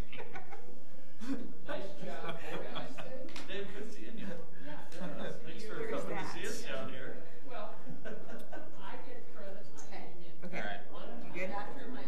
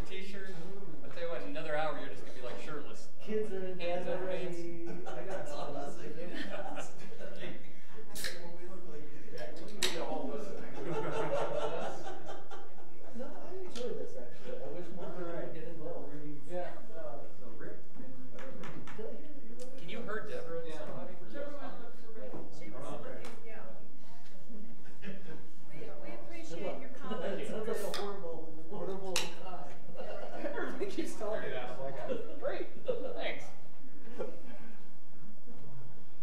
It's nice to have somebody in the audience, Chris. We appreciate your comments. I mean, besides staff, that, they have to be here. So. People do care. Yeah. We support you. All right, so let's come back to order. And we have ordinance number 9, series of 2018, and ordinance of the City of Gunner Springs, Colorado, amending section 020.020.040 of the Gunner Springs Municipal Code pertaining to term of appointments to the boards and commissions. This is a first reading. It is. You guys, I'm literally not going to do a presentation. The mayor and my office worked on this ordinance. You guys seemed unhappy with 60 straight interviews the other day. So this breaks them up into 3 months before April, so that if it's in a year that there's a new council in April, then it gives you an opportunity. Everything gets done. So that's it. I move to. I think, unfortunately, we have to open it up to public comment. All right, any questions for Carl? Okay, seeing none. Is there anyone from the public who has any questions? All right, seeing none. All right, now bring it back to council for discussion and motion. I move to approve ordinance 9, series of 2018, and ordinance of the City of Glenwood Springs, Colorado, amending section 020.020.040 of the Glenwood Springs Municipal Code pertaining to the term of appointments to the boards and commissions. Second. All right, we have a motion by Jonathan and a second by Steve to approve ordinance number 9, series of 2018. Any further discussion? Let's go ahead and call the question. Ingram, yes. Golish, yes. Davis, yes. Gamba, yes. Leahy, yes. Voorhees, yes. Coe, yes. Motion passes unanimously. All right, next item is on our agenda.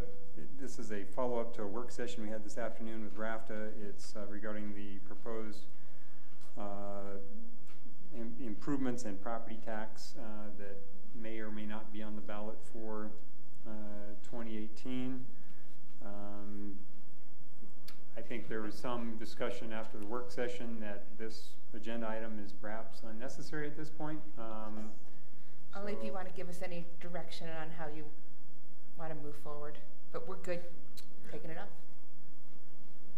We gave direction in the work session, didn't we? Yeah. Well, I mean, the way I see this going down is we're going to negotiate our position with the Upper Valley, and obviously we want to try to get as many of the benefits as we can out of this. If this tax measure were to go on the ballot, you know.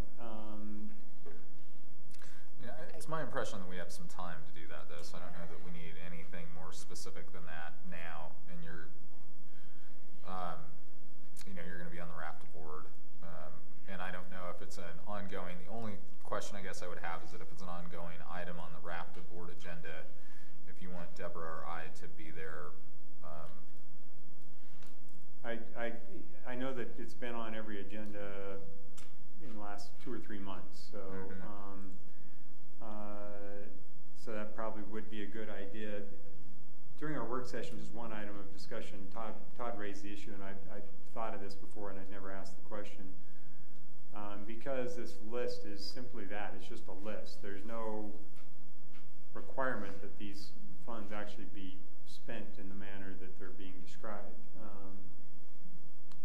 What assurance do we have at all of kind of a bait and switch of, we get these promises and then, because we are 1 vote of 8 on the RAFTA board, and if the RAFTA board voted, now we're going to just spend all of our dollars in Pitkin County, hypothetically. Yeah, I think 2 things there. One, we've been very successful in building relationships on the RAFTA board, so that has not happened, and we've made significant gains there. Outside of that, I imagine you could raise the question of whether or not, prior to committing to support it, that there be some kind of an IGA in place regarding where funding is going as a result of it, which I think might not be a bad idea, because I think would help communities know that that's where they're going to see those dollars. And maybe roughly a percentage? Yeah, I think I mean, a couple of different ways, but I think some kind of more formal agreement amongst the RAFTA board jurisdictions over where that money's going to be spent. Because a jurisdiction like Newcastle, that's an easy one to cut those headways down and peel that out of, which is really their sole major benefit out of this agreement, or out of the tax, potential tax. So I think that, I mean, in my mind, that's probably something that is worthwhile for us to ask for. The other hard part about that whole chart was, that was a 30-year chart, and you know darn good and well that everybody on that chart wants to be in the first year, including us. They did. I mean, we have for sure seen that same chart with kind of a near-term, mid-term, long-term breakout of the expenditures. Most of Glenwood's, I have to say, are actually in the short-term kind of time frame. At least on that. Again, that's and that just it happens to be because a number of those are safety related, I think. Right. So they tend to be earlier. Yeah. And they did say that they can bond for that if the tax passes. So And in terms of maybe just direction, repeating maybe a little bit of what I said before is,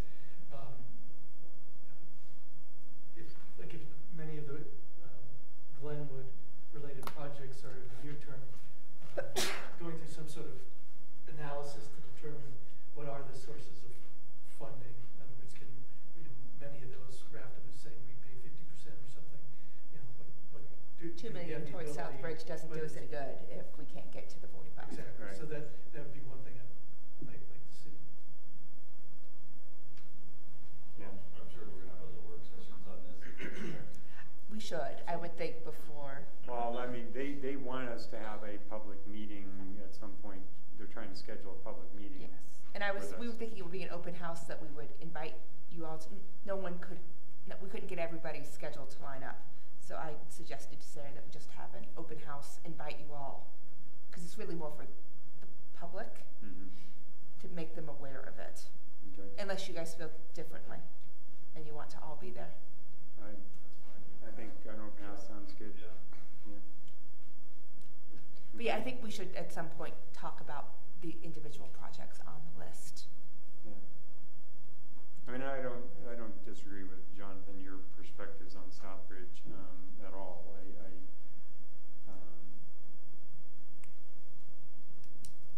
I guess if there's some way for us to successfully negotiate more funding from RAFTA for Southbridge, I would be all in favor of that. I don't think I'd be in favor of that at the expense of some of the other Glenwood benefits. If it was okay, get rid of the 27th Street ped crossing, get rid of the 23rd Street ped crossing, put it all in Southbridge. I don't think I'd want to see that. And everyone's going to be fighting for their projects themselves anyway. And I think we, as a community, we need to be, a jockey for position with Carbon Hill, Bristol, or everybody else, amongst ourselves. Right. And I mean, other just thoughts I have in general. I've been one of the board members that has consistently opposed RAFTA spending money on a circulator in Basalt and Carbondale and Snowmass with RAFTA funds when Aspen and Glenwood pay for our own circulator. And my feeling is if those communities want a circulator, they can pay for it. And I guess I still feel, even with this tax, I know it was identified as kind of under the line or under the bottom line expenditures that they might look at. Well, they need to start then by starting to subsidize Glenwood and the internal Aspen bus system as well, in my opinion.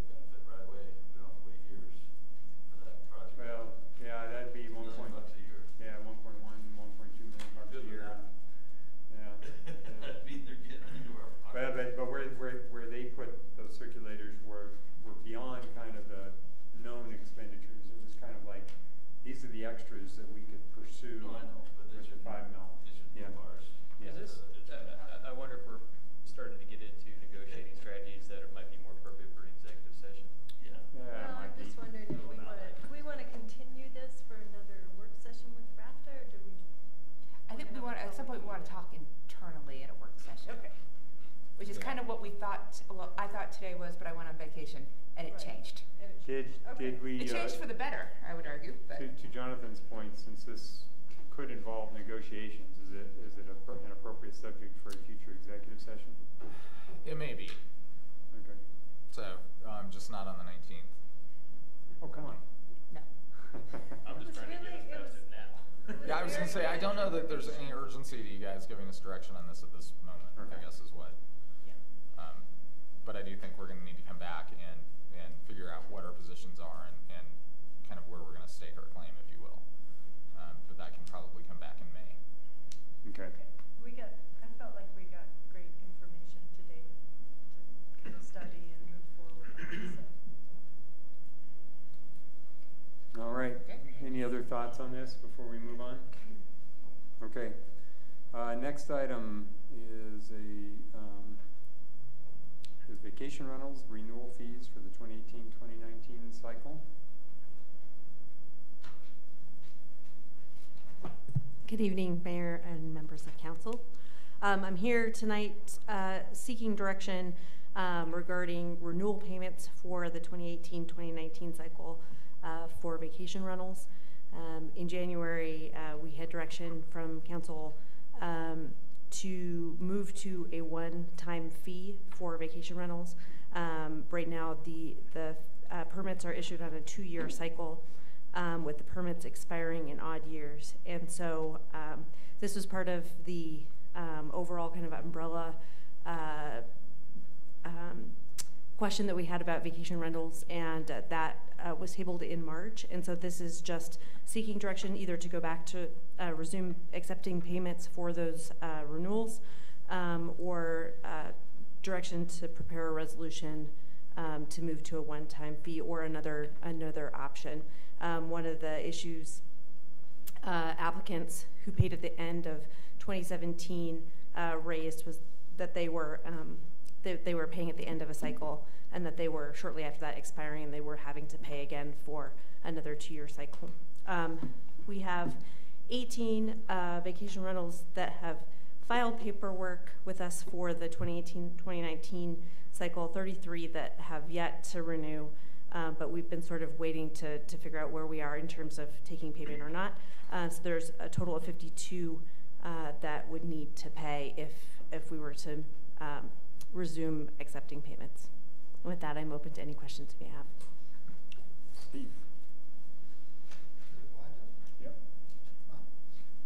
Well, I have a very clear recollection of the meeting that we had, and on this particular topic, we discussed a couple of things. One was the fee and the renewals that came up, and also the inspections that we did. We discontinued doing the inspections. We discussed the fact that the hotels in town do not actually have a fee that they pay every other year, so we didn't really feel like it was fair that vacation rental was held to a different standard than any other hotel, motel in town, and we're not any longer doing biannual inspections, sending the building department out to look at these things. They became kind of a self-policing, because in fact the Airbnb website and the VRBO website and the reviews that people give them actually police them to quite a great extent anyway. And I think that's how we came to the fact that, you know, it made sense to have a one-time fee. That's when it required staff to actually review the application and issue the permit, and once that was done, then it's done. It still allows us the opportunity, I suppose, if we had some issue, to revoke a permit, if there were, you know, complaints of code violations or safety hazards, or the fire department got, you know, notified of some issue. The city attorney's office has prepared a resolution for a one-time fee, but because the direction in March was to table everything, that we wanted to come back for direction, so we could easily put that back on the agenda for the April 19th meeting if that's the direction. That would be how I would stand on that. I don't think we did anything in March to really change the direction of that fee schedule. Thanks, Steve. Shelley. I guess as I read your memo, and I remember that discussion too, and we talked about, you know, dropping the fees off and just making it a one-time fee. The advantage to me of, there's a couple things on having it's every 2 years they come in and pay $110, which is not a real significant fee. But what it does is it gives the city a way to track which ones are still actually operating, which ones are not. You know, they can drop on and off the list. And also, I think the difference between a vacation rental and a hotel is paying commercial property tax. They're run as a business, you know. So the difference here for a homeowner to want to run their property as a business, to rent it out short-term rental on the VRBO or whatever site that is. You know, to me, they should be signing up and treating it like a business and getting a business license, just like other, you know, home businesses or businesses in the city. So it makes sense to me to keep it on cycle just as a tracking mechanism and you know, as part of business licensing. The code, as it's written in the zoning code, wouldn't change in terms of the 2-year cycle. It just would be a payment at one time. That's how the resolution is drafted, just to say that it is a one-time fee at the beginning, but wouldn't affect that 2-year cycle. So it would still expire. They just wouldn't pay again. So they'd still get the 2-year license, but it would be a one-time. Oh, okay. All right. That's a good clarification for me. Any other questions for Jen? All right. We don't have to necessarily open this up for the public. Is there anyone in the public who would like to comment on this item? Mr. John Q. Public. Sorry. This is sort of near and dear to my heart. Sorry, right? Chris Duncan, 3955 Sky Ranch Drive. This is kind of near and dear to my heart because I will tell you that there are 7 vacation rentals in direct contact with my property line. And to hear that there's only 53 that are permitted in town, I wonder, are they all in my neighborhood? Because I know there's that many in my neighborhood. So this maybe is a larger issue than the permitting fee and all you guys' spare time. I would love for you to take this up as a larger future direction issue because it is killing our affordable housing locally. I get that it is a very fine line between telling a private property owner what they can and can't do with their home and you know, protecting the safety and integrity of our neighborhoods and providing safe, affordable housing for the people that live and work in our communities. That is, I don't know if there's a good solution out there, but sure would like to see you maintain as much control over it as you can. You know, and to Councilwoman Kelp's comment, it really is, you know, I am a commercial banker. It is a very, very different animal to run an Airbnb, a bed and breakfast, a hotel, than it is to be a private residence. And so maybe not necessarily germane to this particular discussion, but hope that you guys don't lose sight of it as a monster hanging out there waiting to cause all kinds of problems in the community. All right, thanks, Chris. Jonathan. I just want to say, Chris, in that response, we probably spun our wheels way too much. Not way too much. We've talked about it a lot recently. I know you've been taking a break for a while from city council, so you wouldn't understand. But I think the conversation has been that we need to have community outreach. We need to get a lot of people's input into this because it's a huge deal. It's a lot bigger deal than just $110 application fee. This, to me, is something that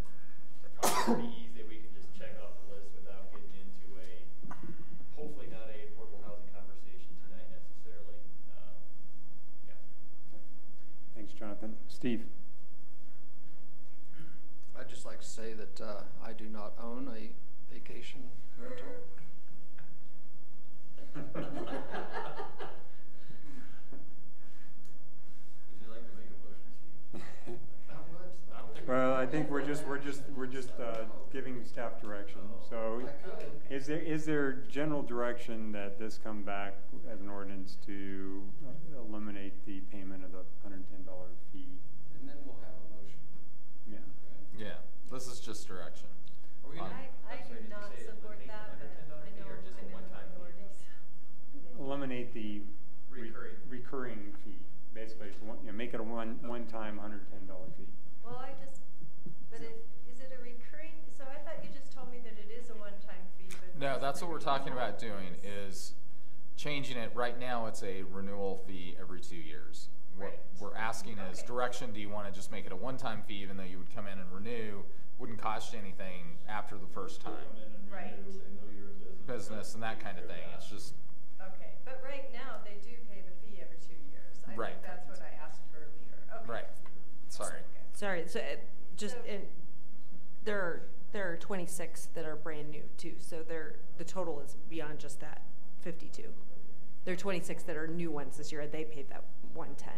And doesn't that 110 kind of fund some of the administrative costs of renewing the license? Well, if we're not doing an inspection, really we're just they're coming in an application. Yeah, looking at the application and confirming that they're still in business. So not that much time. Right. Gretchen looks like she wants to say something. We actually do spend quite a bit of time policing, say, illegal short-term rentals. So I know in our department, Hannah and Jimmy do patrol the various websites just to make sure that all of our folks are in compliance. So there is some time spent. How often do you catch somebody? I don't know how often Jimmy does. He's pretty good at it. They take, both Jimmy and Hannah take a fair amount of time to look at those. They are looking for those folks who are operating without the permit. In a lot of cases, not a lot of cases, in some cases, the folks who are operating without a license are operating in a location where they couldn't operate a vacation rental, or potentially are operating more than one vacation rental. So it just it depends on the circumstances and the month, but they are looking at it regularly. But when we do catch someone, what is our what are the legal consequences of someone operating an illegal? It's the general penalty provision, which would be $1,000 a day. We do try to work with folks to get to compliance, so just if they can't operate, we ask them to take their listing down. No, Have we ever actually collected a fine? Not to my knowledge. I mean, I'm thinking, though, that is precisely where we should get compensation for that time, and I don't want to necessarily charge the legal,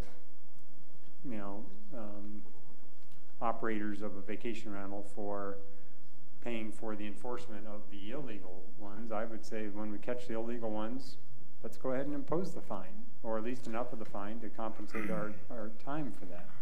right, we went through an amnesty period that ended a while ago.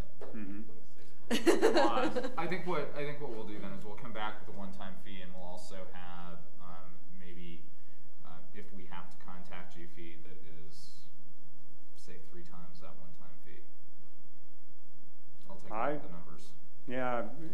What I would like to do is avoid having to take them to court, because if I have to take them to court underneath the general penalty provision, then you're paying for an attorney's time to prosecute and all of that. Okay. I'd rather just have a fee.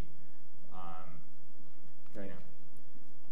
That if you're operating and you fail to register, we'll just impose a much larger fee. Okay. Okay. And then if you refuse to comply, then we'll take you to court underneath the general penalty provision. But I'd rather, I think that first stop.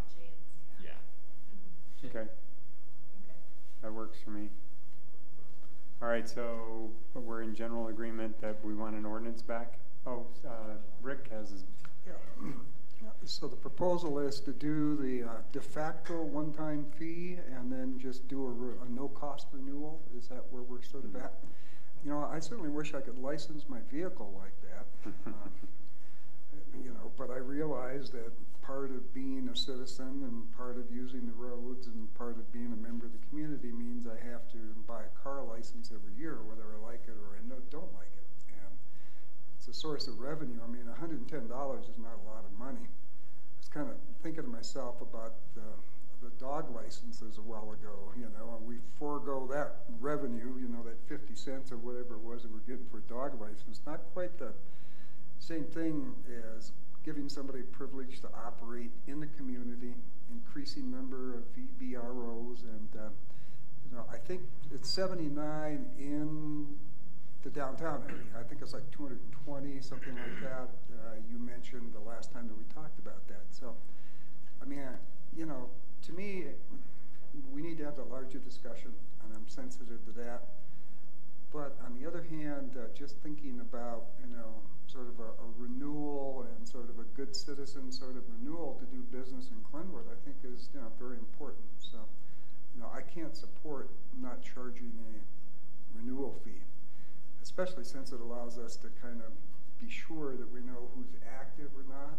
And if you don't charge some sort of fee, you might set yourself up for, you know, scofflaws that say, well, you know, they know I'm running. It doesn't cost me anything. You know, why would I renew? So, I don't know. Just my thoughts. All right. Oh, I'm sorry. I thought you were done. Yep. You would think.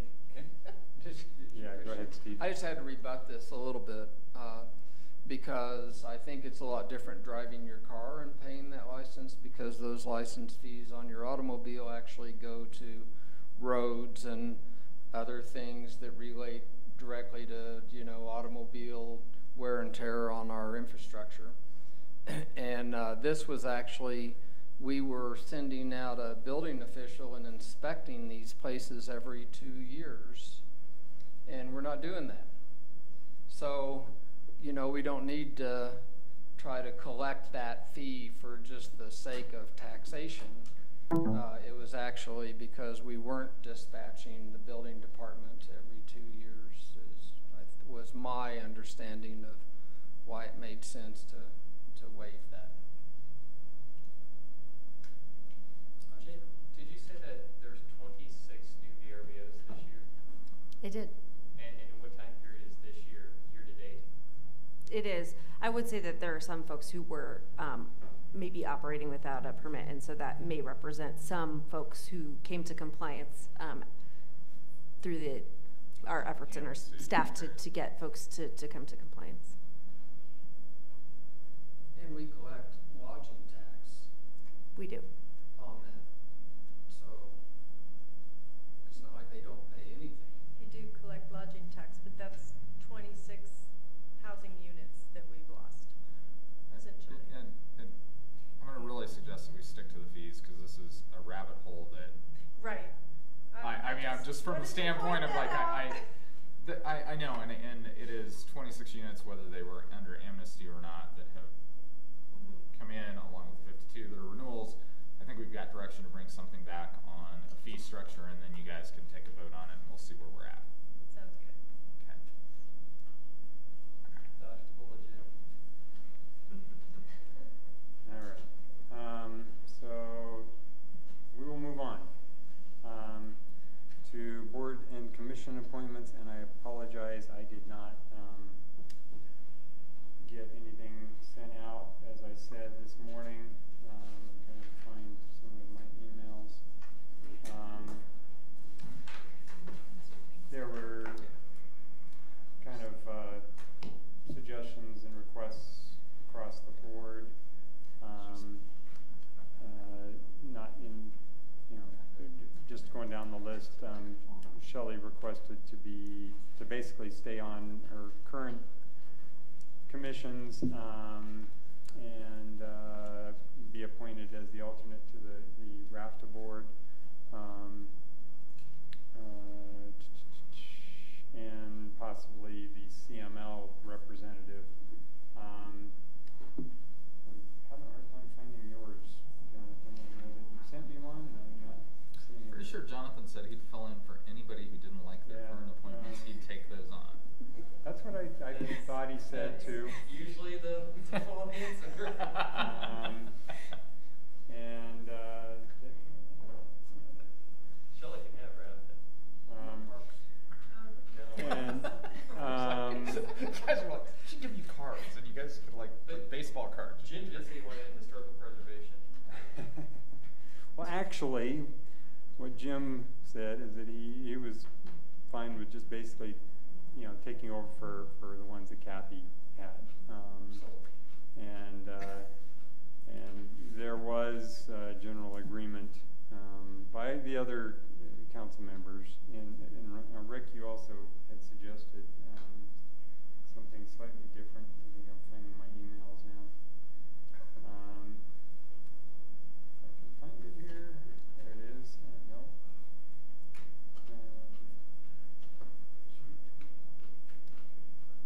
Anyway. No, I'm not finding it. Sorry. But I know you had suggested somebody else for the FAB board. The Financial Advisory Board. And yeah, no, I think what it said was we've got two fellows that have been on there. And I think they're both content being on there. Well, I'm not content being the alternate anymore. I would like to be the, I'm joking. It doesn't. You kind of had me for a minute. Tom looked over like, fairness on this. okay, so I guess my inclination is to you know, just appoint Jim to take over for all of Kathy's seats on all of the boards and commissions that she held, or alternate positions she held. There is a clarification that was brought to my attention, actually two of them. Jonathan is the IMTPR representative, Catherine, so we should make that change on the code. And then there was another change. Oh, AGNC, several months ago I accepted the position for the AGNC, and I've been attending those. And so Jim would be the alternate to the AGNC board, because Catherine was the primary on that, but I've been attending those for the last couple months. So is there any major objections to that approach on this? So if I were to go through the list, if I can find the list. Sorry. I don't need to. Okay, so does that work for everybody? Do we need to actually vote on that? It's a mayoral appointment. Keeping in mind that everything will get rotated in a year. Right out of the year, because there will be a whole bunch of new folks up there. In 1 year, 14 days, and actually 13 days and about 21 hours. You're not counting. No, I'm not counting. Actually, it's 361 days, 21 hours, 55 minutes, and 37 seconds. 61. No, because it'd be the second meeting in April. Oh, it would be the second meeting. Yeah, I'm sorry. now, You've got to reset the doomsday clock. What are you doing? You never did send that to me, did you? No, I'm sorry. Yeah, so you April 16th, 2019. I thought so it's April 16th, not the 19th? I don't know. It's the second Thursday of 2019. I thought it was the 19th. Maybe it's the 16th. Anyway. You start your report. Yeah. Because they're not going to get So 1 year, 13 days, Okay. 21 hours, 54 minutes, and 54 seconds. But not that I'm counting. So, all right. So, moving on. What is next? Report from City Administration, City Manager. Okay, I have one thing for tonight, and that I is. was doing that. Yeah, you can do it. You are the Well, attorney. you told me to do it, and then I don't remember. So you don't have anything else? No. Just what she was talking about is that I suggested that we hire a specialized counsel to do the PUC application on 8th Street because it's a little more complicated, plus it was a bandwidth issue for both staff and my office, frankly. So I recommended Dietz and Davidson, Carl Cumley, who has done a ton of PUC work. The other upside is that they're there on the Front Range, and it's just quick for them to go down and deal with it. This is one that the PUC is needs some help getting through because we're not actually, it's not a grade separated crossing, and it's not an at-grade crossing, and it's sort of theoretically a permanent temporary condition. So Carl's firm, it's kind of weird because he's also a Carl. With a K. With a K. And within Deborah's, she has the authority to hire that person to do that. We're just letting you know so that you know who's working on it. He should have that application in, I think, probably by the end of this week. Do we have any guesstimate how long that, and that's a separate issue from the UP negotiations? From the UP negotiations, which we will talk about probably really briefly tonight in exec. So that's a separate, so I'm handling the UP piece. We're done with the RAFTA piece. It's just the PUC application piece that Dietz and Davidson is going to handle. Okay. So. That's all I got. All right. The only other thing I wanted to pass on to council is that John Hoystad, who has been helping me here, has decided to take a position in Boston to be near his girlfriend. So, Who? John Hoystad. Oh. So, you will get, more than likely, Anna Eidenberg will be helping out. Staff knows her because she works extensively on employment matters already with the city when we need to do that. But Anna's probably going to start covering some of the work. You'll probably see her a little bit more. Okay. We like her very much. She's the only other person in the firm that Deborah will listen to when we say no. It's true. All right. Okay. Well, good. And we will still say why? Yeah, exactly. So, okay.